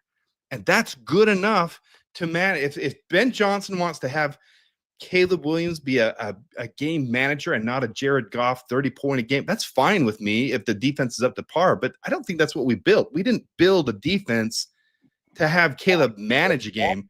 We built an offense for Caleb to take this game over. Now he's got to step up and he's got to be the deciding factor. That's what this is. So you're going now the deciding. So you're going to my point that I was saying before we brought you on, that Caleb was my bucket list quarterback from like my early 20s until now, 50 years old. And I read this as my bucket list quarterback, no matter what happens, needs to turn this into a top 10 wide receiver / tight end core. He needs to take us to the playoffs. He needs to be the one that drives this team and shuts down the fucking national and Chicago media and is the one to elevate us to the next level. And then the offensive line will come with it. The offensive line will look better because of it. And by the way, we have to keep it. Let's keep Adam on here as long as we can, because I love Adam Hyde right now. We built this team around him. That's the point. We didn't go and get Trey Hendrickson like a lot of us thought we would go do. We didn't go and overspend on. We built this offense. That's the point of this. It's now time for Caleb. He's the deciding factor. And in my little quarterback ranking things I'm doing right now, I've got this middle tier is called too young, need 2025. They could either go up or they can go down. This is that deciding year. And I even have Jaden Daniels right there with. I have Jaden Daniels at 13 because he did better than Caleb last year. Caleb at 14. CJ Stroud at 15 because he had a good first year and then a down second year. He's got to prove this year that he can do it. Bo Nix at 16. Young at 17. JJ McCarthy at 18. Drake May at 19. Michael Penix at 20. So I've got that whole core right there. This is that deciding year where those guys, and even JJ McCarthy might get a pass for one more year. But I'm just saying that this is a year where you've got to take the reins and show that you were worth the number 1 pick. Agreed. If you bomb out this year, you'll be the reason we missed the playoffs. A lot of people took this as we got to win the Super Bowl. It's not that high of a benchmark. If you've got the generational quarterback, if you've got this line that we've assembled with a Hall of Famer, Joe Thuney, and the number 1 center in free agency and in Dahlman, and you've got, Darnell Wright, who was the top. Bill Murray coming back. Bill Murray coming back. He's going to dominate everyone like he did Carolina. If you've assembled that, and then you've got Rome and DJ and Luther Burden, and we spent our number 1 pick on a receiving tight end. If you've built this, Caleb has to at least take us to the playoffs. If we lose in the first round, it's still a success to me because we improved. We finally made when's the last time we went to the playoffs? 2018 when we won the division. The last time we won the division. 19. I mean, back then with the loss. Back then in 19, yeah. So that's what this is. This isn't trashing on Caleb. There's so many people that it's critical thinking is what it is, guys. I'm just saying it's built for you. Take the reins, do what you were supposed to do, be the generational quarterback, take us to the playoffs. That's it. That's all this was. It's almost like you're saying it's built for you as the reader too, right? Like it's built for you as the reader. Take it as you will. Because I took it my way and we kind of like we were kind of divided evenly about it, positive or negative. That's why Carl had to bring you on to kind of like solve the problem here. And I think you proved it. It's like as per PJ's request. Yes. As per PJ's request, yes. So, I mean, you're welcome to hang out with us, Adam, if you want. But I think you solved the problem. Was there a lot of people thinking I was trashing on Caleb with that? Because that's the backlash I got on Twitter. And I told Carl, I said, I'm probably just going to get off Twitter. I had people wanting to set up a fight. That's a very good choice. I think Carl set up fights. No, I'm not kidding. There's a guy that says he lives in Vegas. Let's set up a boxing match. And I'm like, yeah, like a YouTube boxing charity match. I was a pretty highly ranked wrestler in high school. I may not have told Carl I had my fighting days, but now you pick to say this when I throw my freaking back out and I'm in my 40s. Come on, let me train like Rocky Balboa, man. Let me get back in there and train before you want to do a boxing match with me. and it's got to be MMA because I got to use my wrestling skills. No, what the confusion was, Adam, was I was under the impression that you were saying at the end of the year, Bears having a top 10 offensive line, top 10 receiving core, and if Caleb doesn't take us to the playoffs with that, then he's not that guy that we think he is. Now That's that you fair, explained it, now that you explained, which that part I agreed with. Now hearing you explain it this way, having this going into the season takes on a different caliber because I can't agree with that now because I'm like, I don't know what the receiving core will be. We have the hope that DJ returns to form. We have the hope that a Doomsday steps up. We have the hope that Burden is something, but we don't know. So because we don't know what it is, I can't agree that it will be Caleb's fault that we don't make the playoffs if we don't. Let me just phrase this for you. And I love your thoughts. Or are indoctrinated to think. Mm-hmm. Well, so wait, real quick, Adam. Sorry. Yeah. What do we always say, Shorty, about what you think? Don't believe everything you think. There you go. What was how many yards did DJ Moore put up with Justin Fields? 1,300, 11, 12. Yeah. 1,312. Okay. So in your same, and I'm not saying you're completely wrong with what you're saying, PJ, but if Caleb is supposed to be this generational quarterback and we've assembled this for him and we got the best offensive mind out there, the guy who's projected, if you go with the sports books, he's the consensus #1 head coach of the year candidate. He's put money on him to be the head coach of the year. He's put up 30 points per game over the last 2 years, which is absolutely insane. If Justin Fields put 1,300 yards up with DJ Moore, shouldn't Caleb be able to elevate DJ Moore and Rome Odunze and Luther Burden and Colston Loveland and Cole Kmet? Keenan Allen wasn't on that team. With proper protection. What was that, Foster? I said Keenan Allen wasn't on that team. It's a lot easier to give DJ all those yards without Keenan Allen around. You're right, but I mean, we got 3,500 yards, and with a better offensive mind, shouldn't Caleb be able to step up and be the gen? I'm just saying now is the time. He got that. But I don't believe that we have anything yet because I haven't seen it. We should have. It appears we should have. Go ahead, Paige. No, go ahead. I mean, I'm listening. Yeah, if like we have assembled this team for him. So at what point do we stop? I get last year, and I can give him and I do give him all the excuses. I think anybody in that shit show, Jaden Daniels, wouldn't have done what he did in Washington with what happened in Chicago. Like he wouldn't have done that with Matt Eberloser and I can't even remember the head coach that filled in afterwards. Oh, Thomas Brown. Thomas what? Brown. And the other offensive coordinator we had from Seattle. Seriously, my brain is mush right now. But with what just happened I don't think Jaden Daniels would have done that here. But now, didn't we just do what the Commanders did last year? The Commanders did this last year and gave Jaden Daniels that opportunity. He took advantage of it. So if now we finally did this the right way, shouldn't Caleb be expected to do that exact same thing that Jaden Daniels did? There's no excuses now. That's all I'm saying is you've got to do it now. You've got to step up and be the generational guy that I've gone through it with Mitch Trubisky. I really thought when we went to the playoffs, the next I didn't see. I don't think he even has to do as much as Jaden Daniels did if the rest of the team's there. But I could be wrong. I'm just saying, man. If you know, because I think in a Ben Johnson offense, this is all a matter of speculation. Do we have what we think we have? What it appears we have? What we've gone out of our way, literally. You could say this. They went out of their way to build this offense the way they did through the draft and with the free agents. Because they did, right? But is it top 10? Is it going to be capable? I would think so. I would. It sure should be. I mean, what do they have as preseason ranked offensive line? It was like 4th or 5th. Tight end room was like 4th or 5th. Wide receiver room was like 4th or 5th. The only thing that they're not giving us respect for yet is Caleb because of the down year he had last year and the running back room. Those are the only things they're not giving us respect for. Only 2 teams worse in the running back room. Wait. Running back room, we're not getting respected.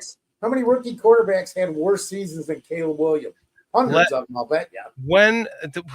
Hundreds? This is what sparks me, Adam. The down year that Caleb had, or I pull up an NBC Sports Chicago fucking website. I'm at work, so I have to log into a web browser for things, and I see a headline. Oh, will Ben Johnson be able to fix Caleb Williams? These are the things that 3,500 yards. You're going to fix a 35, 41 yard, 20 touchdown, 6 interception quarterback who had like 5 comeback wins that were denied by shitty coaching, and somehow think that he needs to improve, like he's following up fucking 8 Hall of Fame quarterbacks that preceded him. Like, he's the best goddamn quarterback we've ever had right now. After a rookie season, he's the best quarterback we've ever had from day one. So to sit here like as Chicago media or Chicago fans and to shit on what he accomplished under his circumstances, that there is nothing to fix. There is nothing to improve on other than what needs to improve on, which is getting better from that. And that's, if we can ask for that, then we're on the right track as fans wanting what we have always wanted.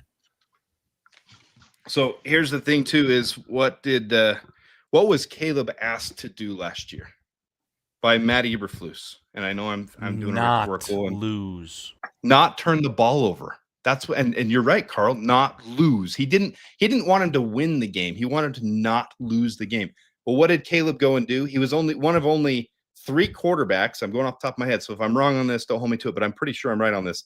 Lamar Jackson, Josh Allen, and Caleb Williams are the only ones to throw for 3,500 yards and have less than 1.5% touchdown or interception on their passes. So 1.5% or less. Josh Allen, and Lamar Jackson are the only ones to have less than 1.5% of their passes intercepted. So he did what he was told Williams to do. Is in the Don't same turn the ball over. stratosphere as undisputed MVPs. What? We're talking about an MVP caliber quarterback in Chicago. I'm saying he did what he was told to do. Yeah. But I'm saying that statistic alone would suggest that he's in the same stratosphere as a guy who was the MVP in that category and won it over the MVP who everyone else thought in the public eye should have won it. Right? So Lamar Jackson won it. I'm sorry, Josh Allen won it. Lamar Jackson should have, whatever the case is. So in that respect, he did what he was told. So why can't he come in? Look what Ben Johnson did with Jared Goff. I mean, Jared Goff was the number 1 overall pick, so it's not like he didn't have he had talent. He had tons of talent, but he built this line there. And I know it wasn't all Ben Johnson. He was the offensive coordinator. He wasn't the head coach. I get that. But they put up these numbers when Ben Johnson came over, and 30 points per game over the last 2 years. So if Caleb was told to do this with Eberflus, and he did it, he was successful. Why can't he do this with Ben Johnson? Why can't he do what he's asked to do here and put up 30? A lot of people don't realize the top team in the league puts up 30 points per game. The worst team in the league only gives up 27 points a game. So even if we put up 30 points a game and we're the worst defensive team in the league, I think that's what we built this thing around. We built this around the offense. So Caleb isn't inaccurate, by the way. Melon Smasher is on here, I just can't help but see his comments. They're just so delusional towards Caleb. It's just he was more accurate than Jordan Love. I mean, what do you want there? The difference there was the play caller. And what did we have last year? Thomas Brown, Matt Eberflus, Shane Waldron, that was his name. He had those guys. So who can blame Caleb for the shit show that happened? He did what he was told to do. He handled it. Clearly, he had some frustrations. You see when the Hail Mary happened. You see when we didn't call the timeout. There were multiple times Caleb's throwing his head back in disgust. And apparently Ben Johnson's talked to him. Hey, don't show your emotions on the sideline as much. We got to work on these things. We're going to be a team. We're going to be blah, blah, blah. But he's working on saying, okay, we're going to do this. We're going to build this type of offense. You're the key here. Caleb Williams, I came here because of you. I want to be a part of this in Chicago. You're my guy. Go out and win this for us. So 30 points a game, I think easily takes us to playoffs. Adam, I just want to bring to light the poll that I have in the chat right now, and I want to know your exact answer for the audio listeners. And again, for the audio listeners, the poll is the responsibility of the playoffs for the Chicago Bears primarily on Caleb Williams? Primarily? You phrased that funny, Carl. I mean, obviously it's a team game. Everyone's going to say it's a team game. But Yeah, when look you've at assembled... Jalen Hurts. Hurts won a Super Bowl with a great team around him, and I don't think much of Jalen Hurts at all. But again, But he Adam, did good everything question. he was asked to do. So primarily that fell on the quarterback. He was the most accurate quarterback in the league last year at over 80%. Nobody else was over 80%. So he was And the Mason, most you can accurate. be at 20% throwing lob balls to, the batsman, That's whatever what they he call was those two asked to guys. do. He managed the game and he did what he was asked to do. They won because of him. Did he get it to Saquon in the right situations? Did he get it to A.J. Brown or Devonta Smith? Did he get it where he needed to get it to? I think the 100% Eagles he had a did. better roster with DeAndre Swift last year And or the- the year before, and they and they relied got more bounced on- down. They relied more on their defense as well. Vic Fangio, it takes there's a huge credit that needs to go to Vic Fangio too. We're not going to be That's the no lie. Eagles. That's no lie. We're going to be more of like a Chiefs Lions combination is what you'll see out of this team. I mean, we don't have the defense to be an Eagles defense right now. I think that's where the quarrel comes in and why your poster is such a lightning rod. It's, again, the question is the responsibility for the Chicago Bears of making the playoffs, is that primarily on Caleb Williams? All right, PJ, Now it go. is. Now it is. PJ, go. You had something to say. I guess my thing is because Caleb's in a new offense, I can't expect him to necessarily be a Kansas City offense or a Philadelphia offense or whatever. So I just think the whole premise for me, because of everything that's encompassing, we don't know how these players are going to play together. They all just now joining. So I can't just put it all off on Caleb if we don't succeed. So my thought is, although I think he should have some type of expectation on him, if he doesn't meet that, I can't necessarily fault him, because when DJ got the 1,300 yards or whatever it was 2 years ago, he was the only one who's getting yards. Now we have a staff that or a team that has more players, so maybe he only gets the 1,100. But the caveat that would be our second receiver maybe gets 1,000, whereas our second receiver back then probably only got 800. So it's a trade-off. So just because our receivers may not reach their same maximum ceilings, it's because we have more weapons to spread around. That's one of it. And then it's still got encompass Ben Johnson first time being a head coach. He's going to have some growing pains there too. The team gelling together, trying to fit underneath this new philosophy. The coaches being never coached together, they're trying to figure out their way of things. So there's a myriad of things that can be the reason that we don't succeed. And I won't necessarily put it on Caleb, although I do have expectations for Caleb. I'm not going to say he's not that guy just because we don't make the playoffs. This quote from Melon Smasher makes me want to just summarize this entire conversation. Winning in the NFL comes down to two things. One, how good is your quarterback? And I'm going to say that when your post, Adam, made me think, as Caleb being my bucket list quarterback, like in fact, I'm worried I'm going to die before I get to see his career end. Like, I'm at that point in my life. I'm not 30 years old anymore. Like 50. Am I going to live to be 65? Or even like if he can play for the next 20 years, am I going to live to see him play until I'm 70? Maybe he wins 3 Super Bowls after I die and wins none until then. I don't know. But this goes to my bucket list thing about Caleb, and it goes to your tweet. If Caleb is who I think he is, and that goes to me, Adam, spending fucking shitloads of money on cards. I have like fucking like these things are like these are like a 3/16 of an inch thick fucking gold plated now Tops One cards. They not Tops Now cards. They come hermetically sealed. There's no reason to get them PSA graded. They are already perfect. They're made perfectly. I've got 3 of them that are signed that are in boxes behind me. That I got like multiple. Go ahead. I got if he doesn't live, to me, he will be the reason why we win this year. Period. Yes, So yes. to your tweet, I took it like, yes, I could agree with you in the other aspect. If he is not the reason why we are winning games this year in a I hate to fucking compare him to because he's not like, but he's better than a Patrick Mahomes style second year. Like we could easily go to the Super Bowl and win it right now. We could do it based on what I believe his talent to be. But all the other variables that go around that, like you said, the offensive line, the wide receiver, fucking shit. I want to get in and talk about. Are we going to like?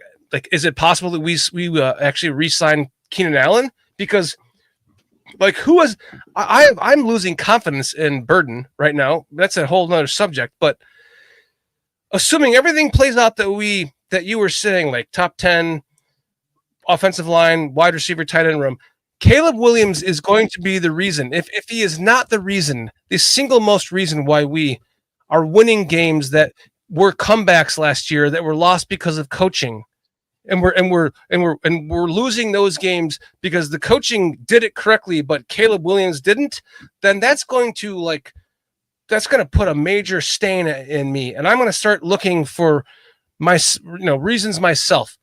What is he doing wrong? And right now I'm defending anything because I don't think he's doing anything wrong. I think everything was subject to his surroundings and his coaching and the elements. And he had like 5 comeback wins that were denied. If those are wins next year, then that proves that he is the guy that I think he is. And the investment I'm making in his fucking rookie cards. So that's what I took your tweet to mean. Like he's going to be the reason why we win most games, in my opinion. But is he going to be the reason if we lose? If he doesn't step up, yeah. He did what he was asked to do. I got to hit this by Artur. He said Jared Goff led the league in passing at 71%. Jalen Hurts was 69%. There's a difference between completion percentage and adjusted completion percentage. I've shared that. There's a huge difference. Adjusted completion percentage is the definition of accuracy. When you look up accuracy in the NFL, that's adjusted completion percentage. That takes out dropped balls. That takes out things that are out of the quarterback's control. So I got it pulled up right here. Jalen Hurts had 80.1% adjusted completion percentage. Tua had 79.8. Joe Burrow 79.6. Jared Goff 79.3. Jaden Daniels 79.1. Down and on and down. Caleb Williams 73.4. Not terrible for a rookie. Every rookie is except Jaden Daniels. So go back to here with what you said, PJ, and I totally get where your mindset is.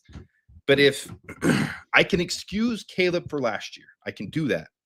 But if Jaden Daniels had the same situation as Caleb this year, they built that up around him. And Jaden Daniels did it. He succeeded.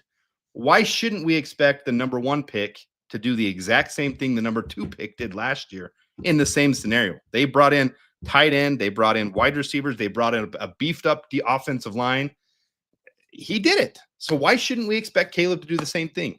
It should be, he should elevate Luther Burden and DJ Moore, and he should elevate them. If he's going to be this generational quarterback, I don't have any more excuses. And I'm not saying anymore as in I'm tired of this. It's we settle for mediocre in Chicago. We do. We're okay with it. We would like to have a Jared Goff quarterback because that's better than what we've had. I don't want a Jared Goff quarterback. We sold the farm. Well, actually, we traded and got the farm. We got Caleb in an amazing trade. But we could have traded that number 1 pick for more, and we took Caleb. We said, this guy's generational. If we believed in him the same way we believed in Mitch, we traded so much for Mitch Trubisky, and I got let down.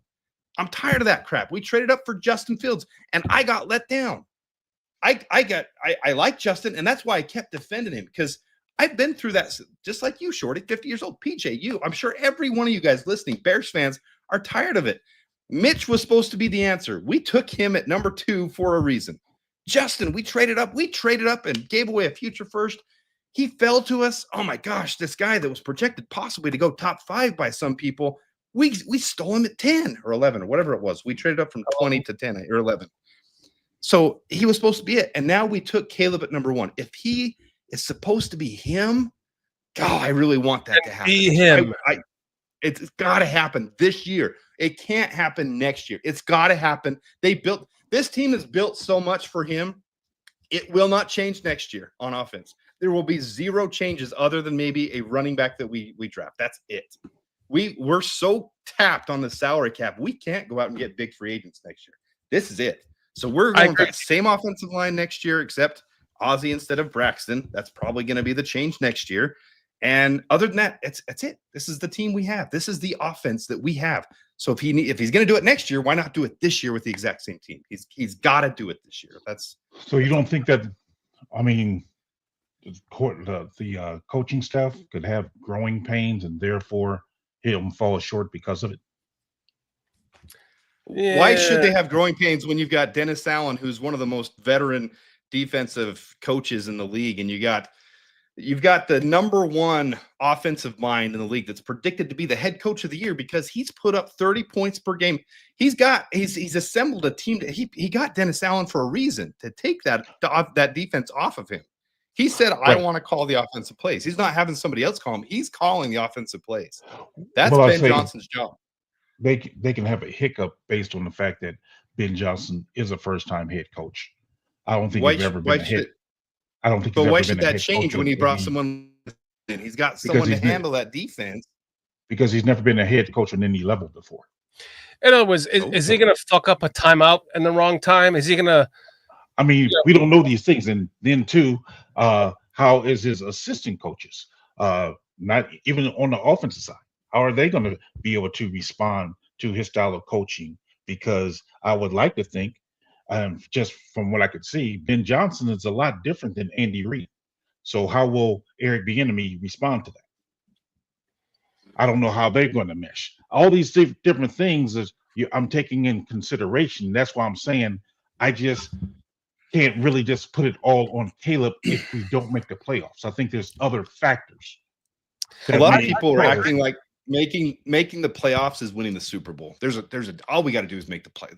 There's 7 teams out of 16 that make the. You're telling me with this all-star cast we've assembled, with this offensive line, with Ben Johnson, we can't make the top 7 out of 16 teams in the NFC. That's not. Well, last year, Adam, there were 3 teams just in our division alone that were better than us, and it's very fair to say that those 3 teams have essentially all regressed, depending on the quarterback situation in Minnesota. But other than that, I mean, it's a hard division.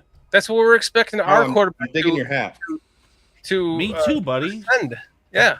That hat sold out, by the way. I knew I had to buy it. It was a terrible impulse buy. $60 with tax and shipping. Whatever. I love it. We bought it at the same time. And I told Carl I was taking it kayaking. I didn't because I didn't want to. What are you talking about? Mr. Johnny's beef money bags walking around. I'll have another PBR. That's you on the BCP salary fucking buying that hat, Carl. True. I had to ask for 2 weeks advance, though. Yeah, well. Go to one of those companies. I'm choppy. Well, I mean, I guess I'm basically saying is I'm hoping that the Bears do well this year. I'm hoping that. But if they don't, I have to look at the reasons why. And I just can't automatically assume it will be because of Caleb. So, yeah, Adam, you can see my record prediction right here in the flesh. I'm predicting a slow start. Pathetic. And we're gonna pick up towards the end. But again, as far as it's gonna be a slow start. Throw Carl's in the dumpster. Get Carl that gone. Yeah. Sure. Carl, you're in the dumpster, bro. 7-10, 12-5, 8. Everyone has a winning. Look at Chet, 15-2. If we go 7-10, we should be drafting a quarterback next year. Oh. Well, I'm putting that on YouTube Shorts and TikTok. If we go 7-10, we should be drafting a quarterback next year. TikTok, make sure you like and subscribe. Unbelievable! I cannot believe. If we go 7-10, we should be. If you've got a generational quarterback, does Ben Johnson have arthritis on his hand from all the rings he's got? Like, come on, he's a rookie head coach. If he goes 7-10, is Caleb really generational? With what we've assembled, can't he? why did Jaden Daniels? Is Jalen go Hurts a 12 good and 5 quarterback last year? because he got bounced out of the playoffs in an embarrassing fashion because of his terrible running back? We've got no running game. We've got a one-dimensional Why offense, are you acting like and we'll running be back lucky to dominates stop the league? run. If we go 7 and 10 Mahomes this have year, for running back when they won those Super Bowls in Kansas City? They had a Hall of Fame head coach, a Hall of Fame tight end, a Hall of Fame wide receiver, and Hall of Fame domestic abuser. Apparently, we have all those same things. So, except the domestic Incorrect. abuser. So why, Never said that. We got Joe Tooney. Listen, if we go 7 and 10 next year, I'm going to be shitting all over the coaching staff again. Low-hanging fruit. If you've got a generational quarterback, he has got to win you games that you wouldn't normally win. You've got to beat the Cowboys. You got to beat the Raiders. You got to beat the Redskins. You got to beat the Vikings once. You got to beat someone in there. Which I predicted. You can't go 7 and 10 with a generational I went game by game. It was like a Lord of the Rings trilogy. My prediction. I gave a really well thought out, in my opinion. I mean, we're talking about fentanyl abuse in week 2 in Detroit before they know that they suck. That's going to be a close game. I could see them losing. I can't fathom how you think Matt Eberflus. He's going to be more high than Adam Mason off of Vicodin. You guys, he's going to be pissed. You guys are about to Raiders and go talk to yourself in the background.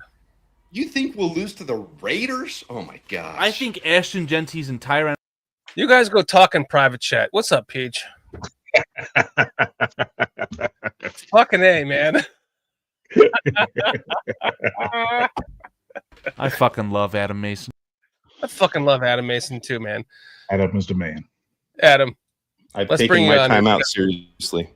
I want to wrap this show up here soon, so I got to shut you guys the fuck up. But you guys make good points. Period. And you proved what we were talking about. You kind of added to the tweet that you had, which put it all into perspective, and it makes sense. I agree with you.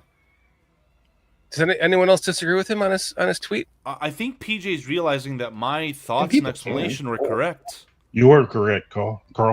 Yeah. I can see. There's going to be. It's all on Caleb Williams, is what I think Adam is alluding to. Yeah, I'm saying now it is. If before the offseason, you got to have Ben Johnson. You got to have the offensive line fixed. You got to have the wide receivers. You got to have the tight ends. They've done that part. They've done what they needed to do. Now Caleb's got to go out and do what he's supposed to do. The key here is that nothing has been proven. And I know Foster said these exact words, and for the record, everyone, Foster will not be returning tonight. I don't apologize. We all apologize for that. Anyway, Cliff, what did we learn here tonight? Absolutely nothing. So Cliff, can you send over some pictures of the food you make, man? We got to update this website, man. I mean, honestly, this is I started off the show like by talking about there's like nothing to fucking talk about right now. Like this is the hard time of the season. We're Adam makes it easy. The only sports we have is baseball and the WNBA, which is pretty cool. Now, I don't watch it, but if I could, I would. Let's not worry about being politically correct. No, we're not. We are not politically correct on this show.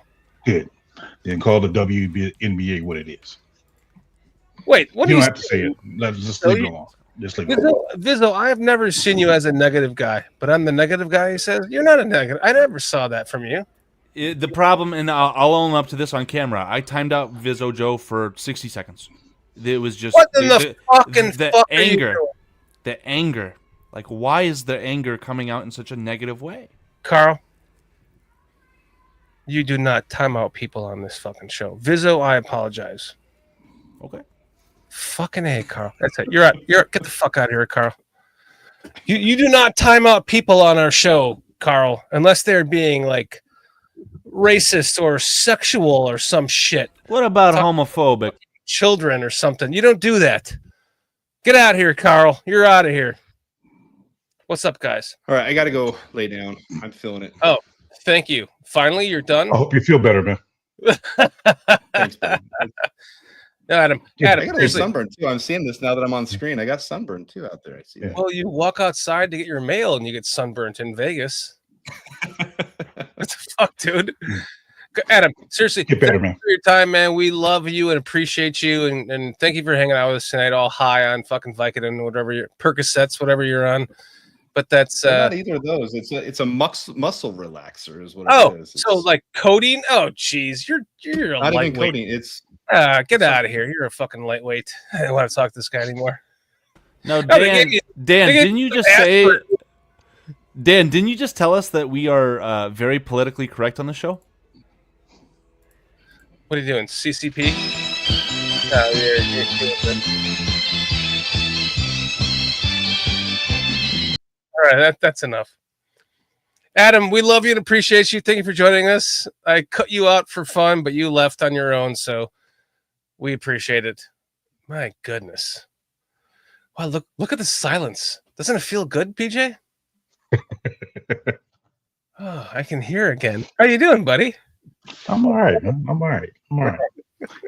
I sincerely want to thank Adam for that thought-provoking tweet that had us actually talking about it for an hour and a half. Well, actually, it was actually thanks, Carl, for even bringing that up. The fact that it was something that was really thought-provoking. I mean, I was wrong in the way I was thinking it, and now that he explained it, I mean, I don't agree with it because the way I was thinking, I was agreeing with it. But now that he explained it, I don't agree with it because, like I said, there's other factors. So I guess I'm in agreement with Carl. And I implore everyone who's listening, if you haven't voted on the poll already, please do, because I think this is the only poll we're going to run tonight. Again, is the responsibility of the Bears making the playoffs primarily on Caleb Williams? Right now, as things stand currently, out of 20 votes, 70% say no. No. And where's Foster? I cannot call him Shorty. What's his name? I think he's he's experiencing knockout punch, some health issues, or he's back in jail. He's been detained again. Is that what happened?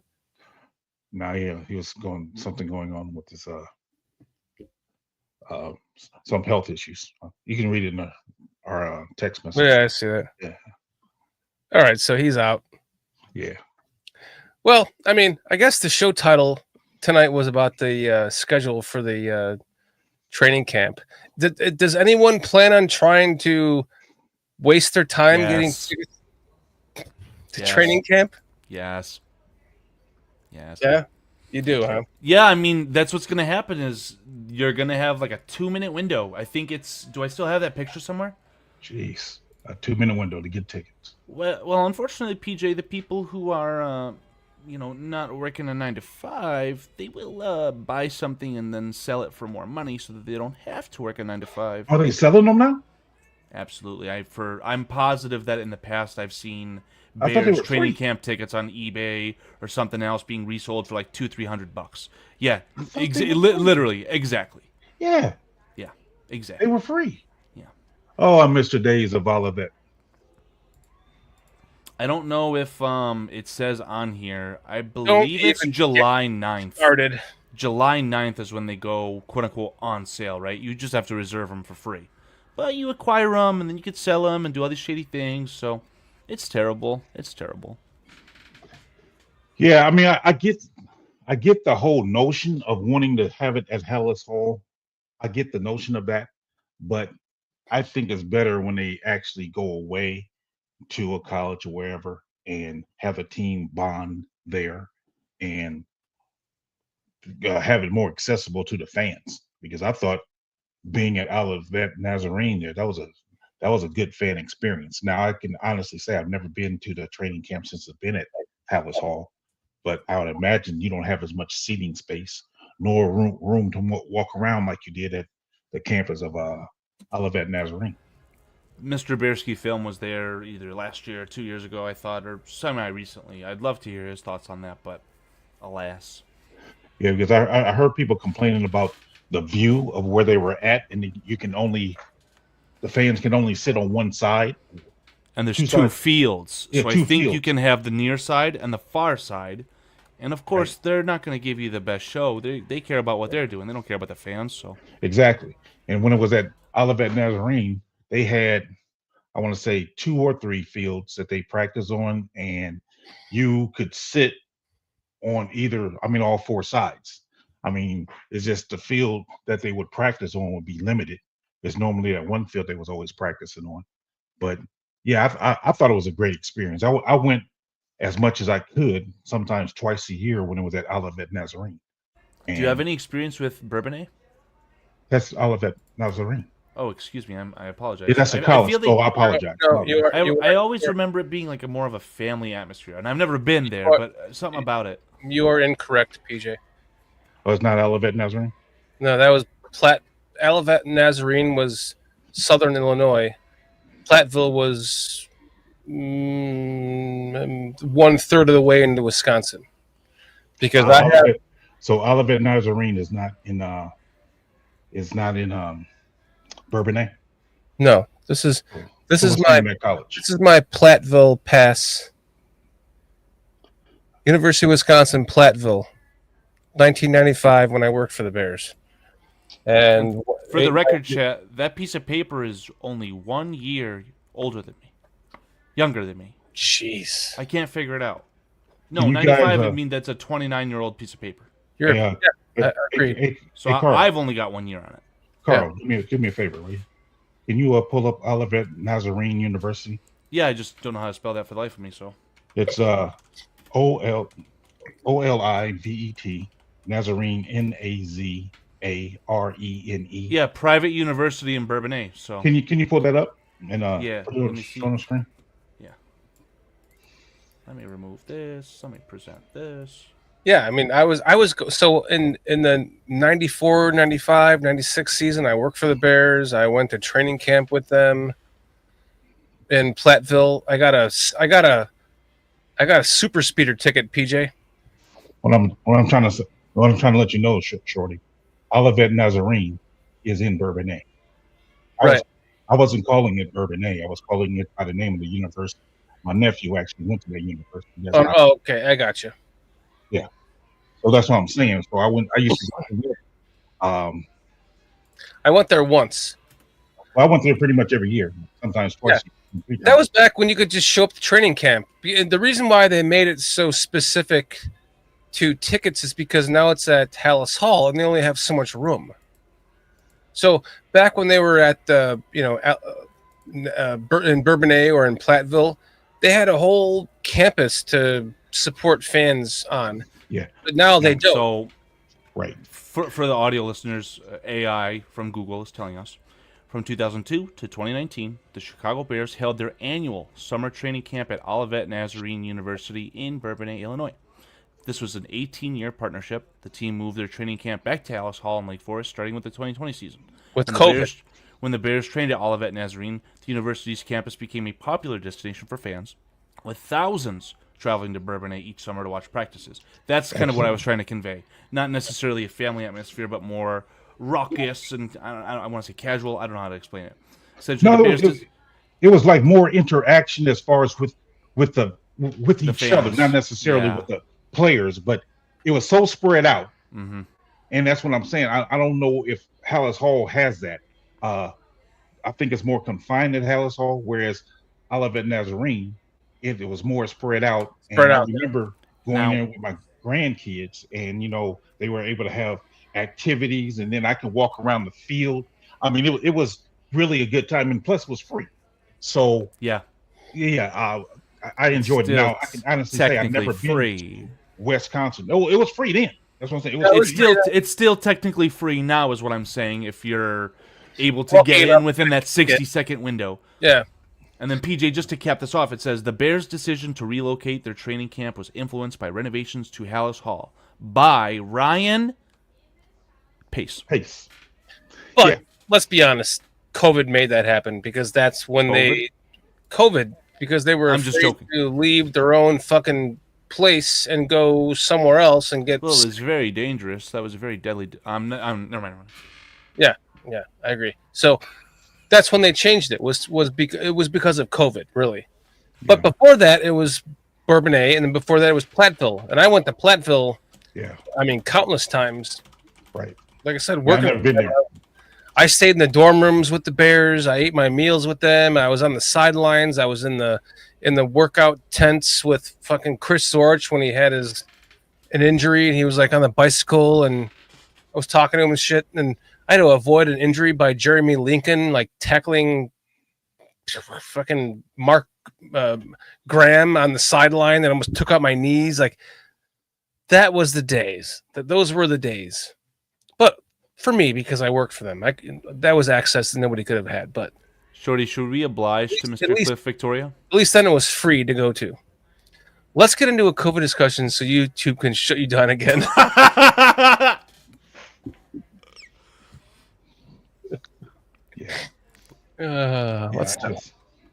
I miss those days, and I think Bears actually hurt their product by I agree taking it away. I almost said something crazy.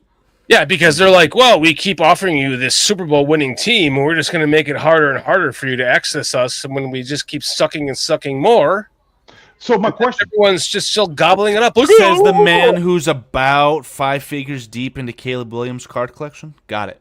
So my question for you guys is, if the Bears were to build a stadium in Arlington Heights with all of that acreage, do you think that they will have their practice facility there also, or would they keep it in Lake Forest? I think there's so much real estate there that they could use for other things that I think it would be silly for them to build 2, 3, 4 training fields. I just don't. I don't think there's a point for that. That's a good point. Yeah. And to take them away from their home base to somewhere else is almost like extending their reach. Does that make sense? Yeah. That's why Bourbonnais seems so smart to me, because it's like southern, right? Away from the city. Yeah. Agreed. I mean, even their regular practice field, because to me, I've always believed, and I know it's very limited, I would want my team to practice on the field we play on at least once a week. That would be my. I mean, that would be right. From a logic standpoint, that's flawless. But how practical is that to have that field maintained? Right. If it's turf, I think it's easier to maintain it. Now, I don't know if this is a hot topic. I was just talking to someone about this. I think that the Bears' playing surface currently is literally perfect. I do think that Eberflus literally fixed that. I remember like the Lovie Smith heyday, when they were going to the Super Bowl, whatever. That field was atrocious. But can you have that? Awful. Can you have that with a dome?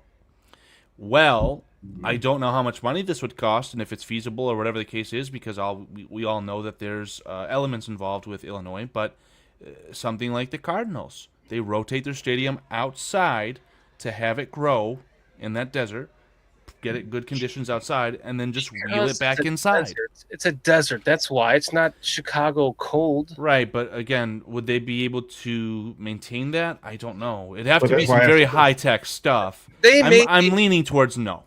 They may be able to let enough light in to grow grass. Who knows? I guess I was about to ask this. I guess it's my responsibility to figure it out. What do the Vikings do? I mean, because I know player safety, players prefer grass. So I think that, of course, idealistically they would want grass, but Vikings have artificial turf. But it's harder to have grass inside of a dome. I know there's a few stadiums that actually do that, though. They actually have grass inside of a dome. I forgot which stadium. The Cardinals, I think, I just told you. I know for a fact the Cardinals take their field, they take it outside. Why else would they not take it outside but to grow it? And they put it back inside. Because they have year-round sun and warm weather. Ironically, when it's shitty weather for us, it's incredible weather in Arizona. So it makes perfect sense. Yeah, there's others, so I don't know what the other ones are, but I think that becomes a point of contention, though. Yeah, I mean, as far as like the elements and all things to consider, it just makes too much sense to compare it to Minnesota. And Minnesota clearly says that they're using artificial turf. So if the Bears didn't use artificial turf, I'd be shocked.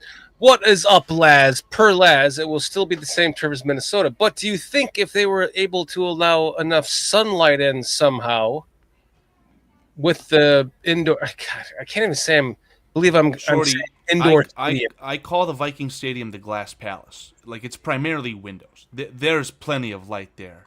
I'm sure they thought of this. It's not possible. Yeah. Well, guys, I think this has been a good show. What do you guys think? I almost feel guilty for the show that was produced, but I hope I you thought guys it was a lot enjoyed of it. fun. This was a lot of fun. I gotta personally had a lot of enjoyment, but it got to the point where we had to pull us, and you said, what did we learn? So, well, I had to pull you. You guys would. We'd still be sitting here listening to you guys rant to each other, like talking over each other. If I didn't pull you. well, Big Adam's off the Vicodin, and I had enough, so I was just throwing jabs, see where it went, and it was funny, but maybe not the best product. That's It's okay. Next time you're buying your own Johnny's beef. I want nothing to do with sitting on Johnny's beef. PJ, please finish your point. To answer my own question, there are 2 NFL stadiums that are domes that utilize natural grass. To Carl's point, Arizona Cardinals, and the other is Las Vegas Raiders. Just like Adam said in the They're comments. both in the fucking desert. Yeah. They're not in the cold weather. Let's be the Chicago Bears in the, is it Southwest? Can I tell you this much though? When I come home in the summer to Illinois, and I see the grass growing. I have this like broadleaf grass, like thick broadleaf grass with weeds growing in it. And I come home to Illinois, and no matter where the hell I am, it's just like the most lush, beautiful green, like grass that you just want to roll around in like a kid. It's just beautiful. It's not full of weeds, maybe some dandelions, but not like the kind of shit that grows here in the South. So, you guys, I mean, Illinois has with the black dirt and the soil has like some of the best freaking grass I've ever seen in my life. You guys should enjoy it. Just be appreciative of that, because my yard, if I showed you a picture of it, you'd be like, where's the grass? Oh, it's all weeds. I think you should be appreciative that you live in an environment that is not controlled by an HOA, and you have the privilege to mow your grass. I feel like I'm going to lose that privilege in my lifetime. Fair enough. Fuck HOA, by the way. But HOA cuts Homeowners Association. Yeah. They cut your grass? No, I'm making a bigger joke here about not being able to afford a house that, before I was born was $20,000 and now is $500,000. Yeah, right. Adam's saying, Carl, we should do a full hour show where we just argue and talk over each other. Shorty can moderate like a political debate. Isn't there a show like PTI like that?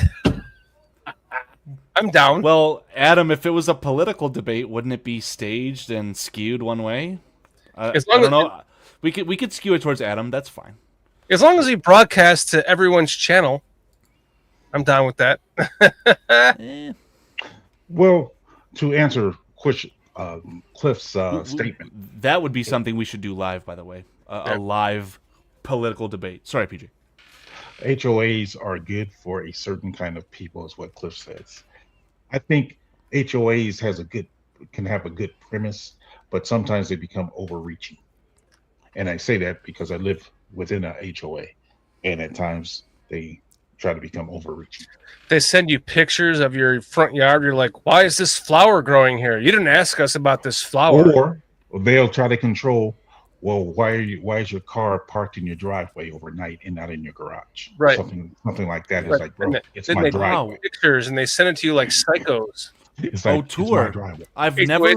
I've never related to O2 or more. Didn't Shorty make a comment earlier? He said something along the lines of, I just need a Shelby Mustang and then my life is complete. HOAs are ran by people who never had any hobbies and felt their life was complete to begin with, right? I'm 20 years old. I don't like anything. I'm going to join an HOA. I'm going to be a douche. That's my thought. O'Toole, by the way, for people listening, said HOAs are for betas and cucks. And that's correct. That probably should be in Webster's. I'm in a HOA, but I don't agree with everything they do. Yeah, PJ, we've talked about this backstage. I don't know if we want to get into that, but right. PJ's the fucking HOA, so. Yeah. I am the HOA. No. Yeah. Yeah, you probably work for the HOA. You're like, yeah, get your fucking car out of your front yard, you asshole. Put it in your garage. Nah. I mean, like I said, I have several issues with what they do. I don't agree with. I mean, because like as an example, in my neighborhood we have no streetlights, so the HOA requires everyone to have a pole light in their yard. That's the only source of light that you have for the area. That's insanity, by the way. Huh? That's insanity, by the way. But I mean, that makes sense to me because we have no streetlights. So okay, have everybody require everybody to have a pole. I get that, but like I said, certain things I don't get, like the talking. Don't want somebody to park their car in their own driveway. Have an issue with you parking on the street. I'm like, it's a public street, so a guest can park on the street, but me as a homeowner, I can't. Stuff like that, I don't agree with. That's why I'm saying certain things I get behind, certain things I do not. But then the HOA where it gets annoying for me is the enforcement of that, right? Like, I had a coworker tell me their car was towed from their condo because the registration, the ticket, the sticker, whatever, expired for less than 24 hours. It got towed. Well, you know what? Now, in my former profession, people have called the police on people who have a vehicle parked in their driveway. And I'm not even talking about an HOA now. Just calling the police, say, hey, this car is have an expired sticker parked here. And they expect you to go there and tow it. Now, fortunately, I'm not trying to toot my own horn. I didn't feel comfortable just towing their vehicle. So I would go knock on the door and say, hey, you need to go get your sticker updated or park your car in the garage or something, because your neighbors or somebody is wanting your car towed because you have an expired sticker. Yeah, I think Cliff summarizes my point very well. He says, HOAs are good or bad depending on the HOA board. Plenty of power-hungry senior citizens run for HOA power, which I despise. Razzle's saying, it's people like you, bro, that can't be patient. I'm just curious what that means. Razzle Dazzle. I'm just not too sure. Thanks for joining us, by the way. What do you mean by that? It's people like you, bro, that can't be patient. Who told you to buy the cards before you know? I think that's what his point was, Shorty. He's talking to you. Oh, me? Well, yeah. Buy the card before you know. It's people like me that can't be patient. Card? Well, so you're saying I'm driving up the cost? It's possible. Always want a quick fix, family. What if did you issues, bro? Then what? Dan, did you bid on that Roma Dunze Kaboom? It was at like 89. No. Card sells for 50 or 500. I'm sorry. No, I did not. I want to do that. I want to do the collect the rainbow for the rookie card for Colston Loveland. Let's talk about that another show. I want to wrap this shit up. I'm curious to know why Razzle Dazzle is upset at me, though. Always want a quick fix, family. What if it is issues, bro? Then what? What do you mean by that? Like, here, let's send you a link. You can just come on and talk with us next week. Do you know what I'm curious about? What? No super chats? What? No super chats? My goodness, you guys are just the scum of the earth for not paying us to watch us. 2 hours, 12 minutes, 27 seconds. That's going to replace the current sound clips. That's a joke, of course. A complete joke. Do not expect any of that. That joke comes from CHGO. What? No super chats? You're not sending us your money? Fuck you, Seal. No, I do want to thank you guys. We got 50 in the chat, so thank you each and every one of you for 25 on YouTube. If you exist on Twitter, please prove me wrong. Please say hello on Twitter right now. Maybe we'll gift you a sub. I'm not sure. Well, thank you guys for joining us tonight. I mean, again, we had good discussions. I appreciate it. Adam, I want to thank you for popping on and adding to the conversation that Carl started with your tweet. So thank you. Appreciate that. Thought it was good discussion and good vibes. And then one was pretty good too. I don't know if I want to do a poll for this because we're trying to end the show, and I apologize for elongating it. If we're in the dead season and there's not much to talk about, Adam said that he's working on ranking videos for his quarterbacks, maybe his wide receivers. I don't know. We had a lot of fun doing that last time. It was, I think, before the season started, PJ. We did the quarterback rankings, something like that. One before the season started, and then the bye week. Is this a good time for a chat? Let us know in the comments right here before we're done. Do you want to see us start to do some ranking videos, quarterback rankings, team rankings, if you will? Think it might be fun. Yeah, it'd be hard for me to do. I guess it'd be hard for me to do it without even seeing preseason games. I guess if I saw some preseason games, and I feel better about making some rankings then, because off the top of my head, I can't remember all the free agent moves. So therefore, I may overlook the fact that Devontae Adams is now with the Rams, or That's something that's along very those lines. easy to overlook, though. Is that really a sizable move? I think so. I mean, with that offense, that quarterback, that head coach, I think that'd be. Quarterback's buns, but the head coach is a god. Oops. No, I didn't say boobs. Now you did. Let's get out of here. Let's get to chat.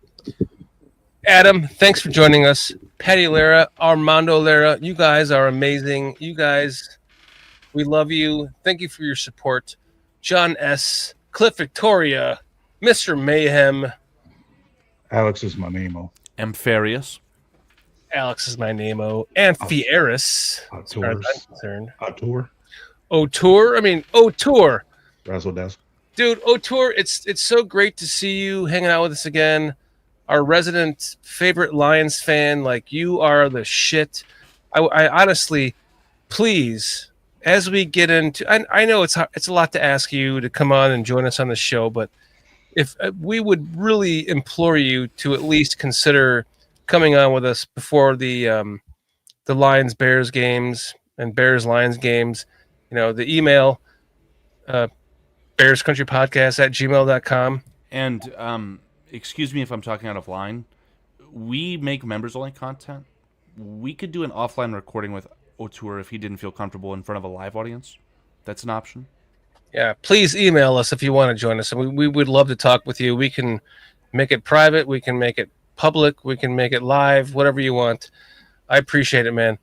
You are awesome. You're an awesome Lions fan, and we love talking to you. Mr. Mayhem, you're the shit. I mean, you, day one, we totally appreciate your support more than you know. So thank you. Roberto Hernandez, my goodness. Again, I'm sorry for your loss. Yeah. Absolutely. Melon Smasher, Razzle Dazzle. Melon Smasher. Alex is my name-o. We already said Cliff. Razzle Dazzle.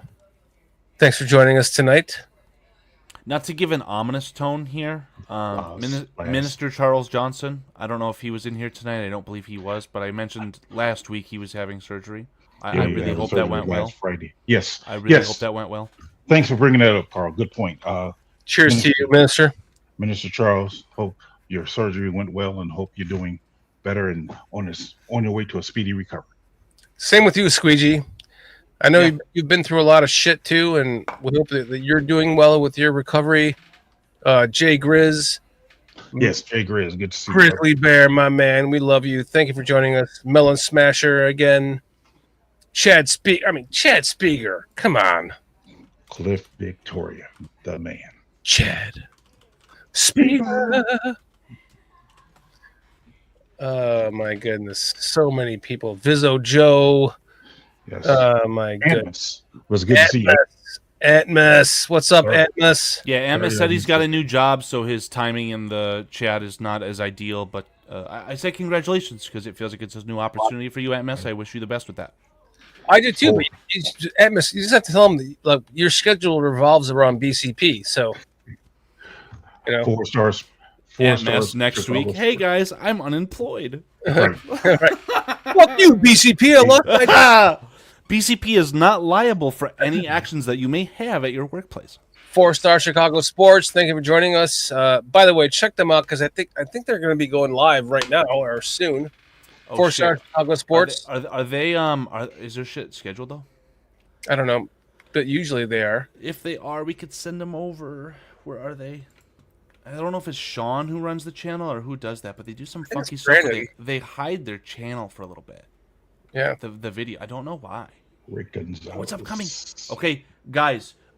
when this episode or when this show ends, excuse me, you guys are going to be moved over to 4-star. They will not be starting for another hour from this exact moment in time.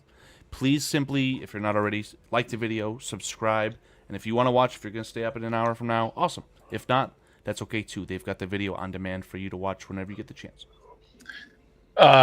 Zilla 007, thanks for joining us tonight. John S. Yes. Rick Gonzalez, my man. Thank you for hanging out with us tonight, man.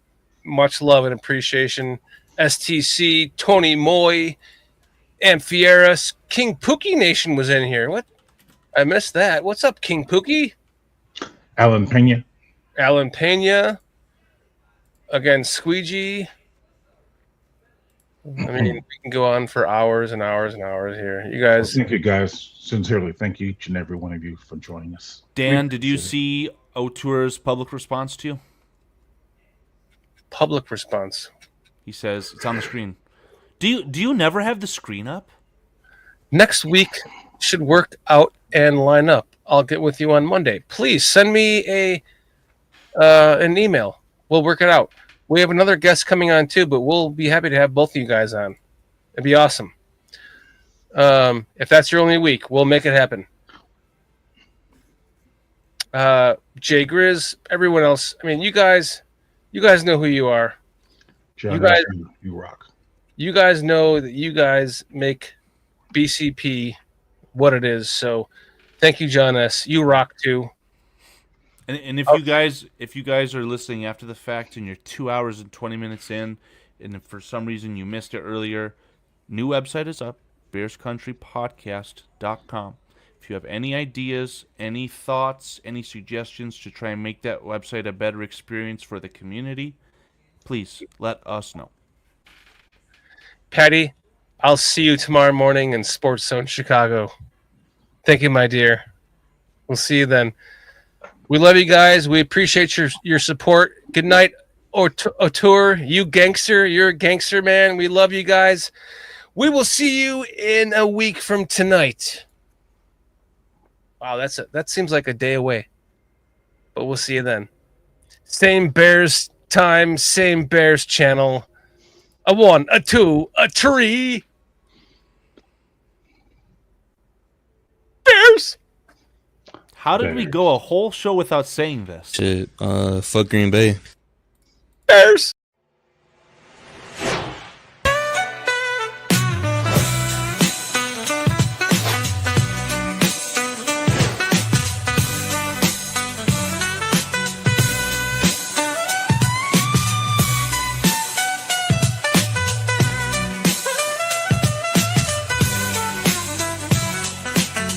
Giddy up, groove, stay.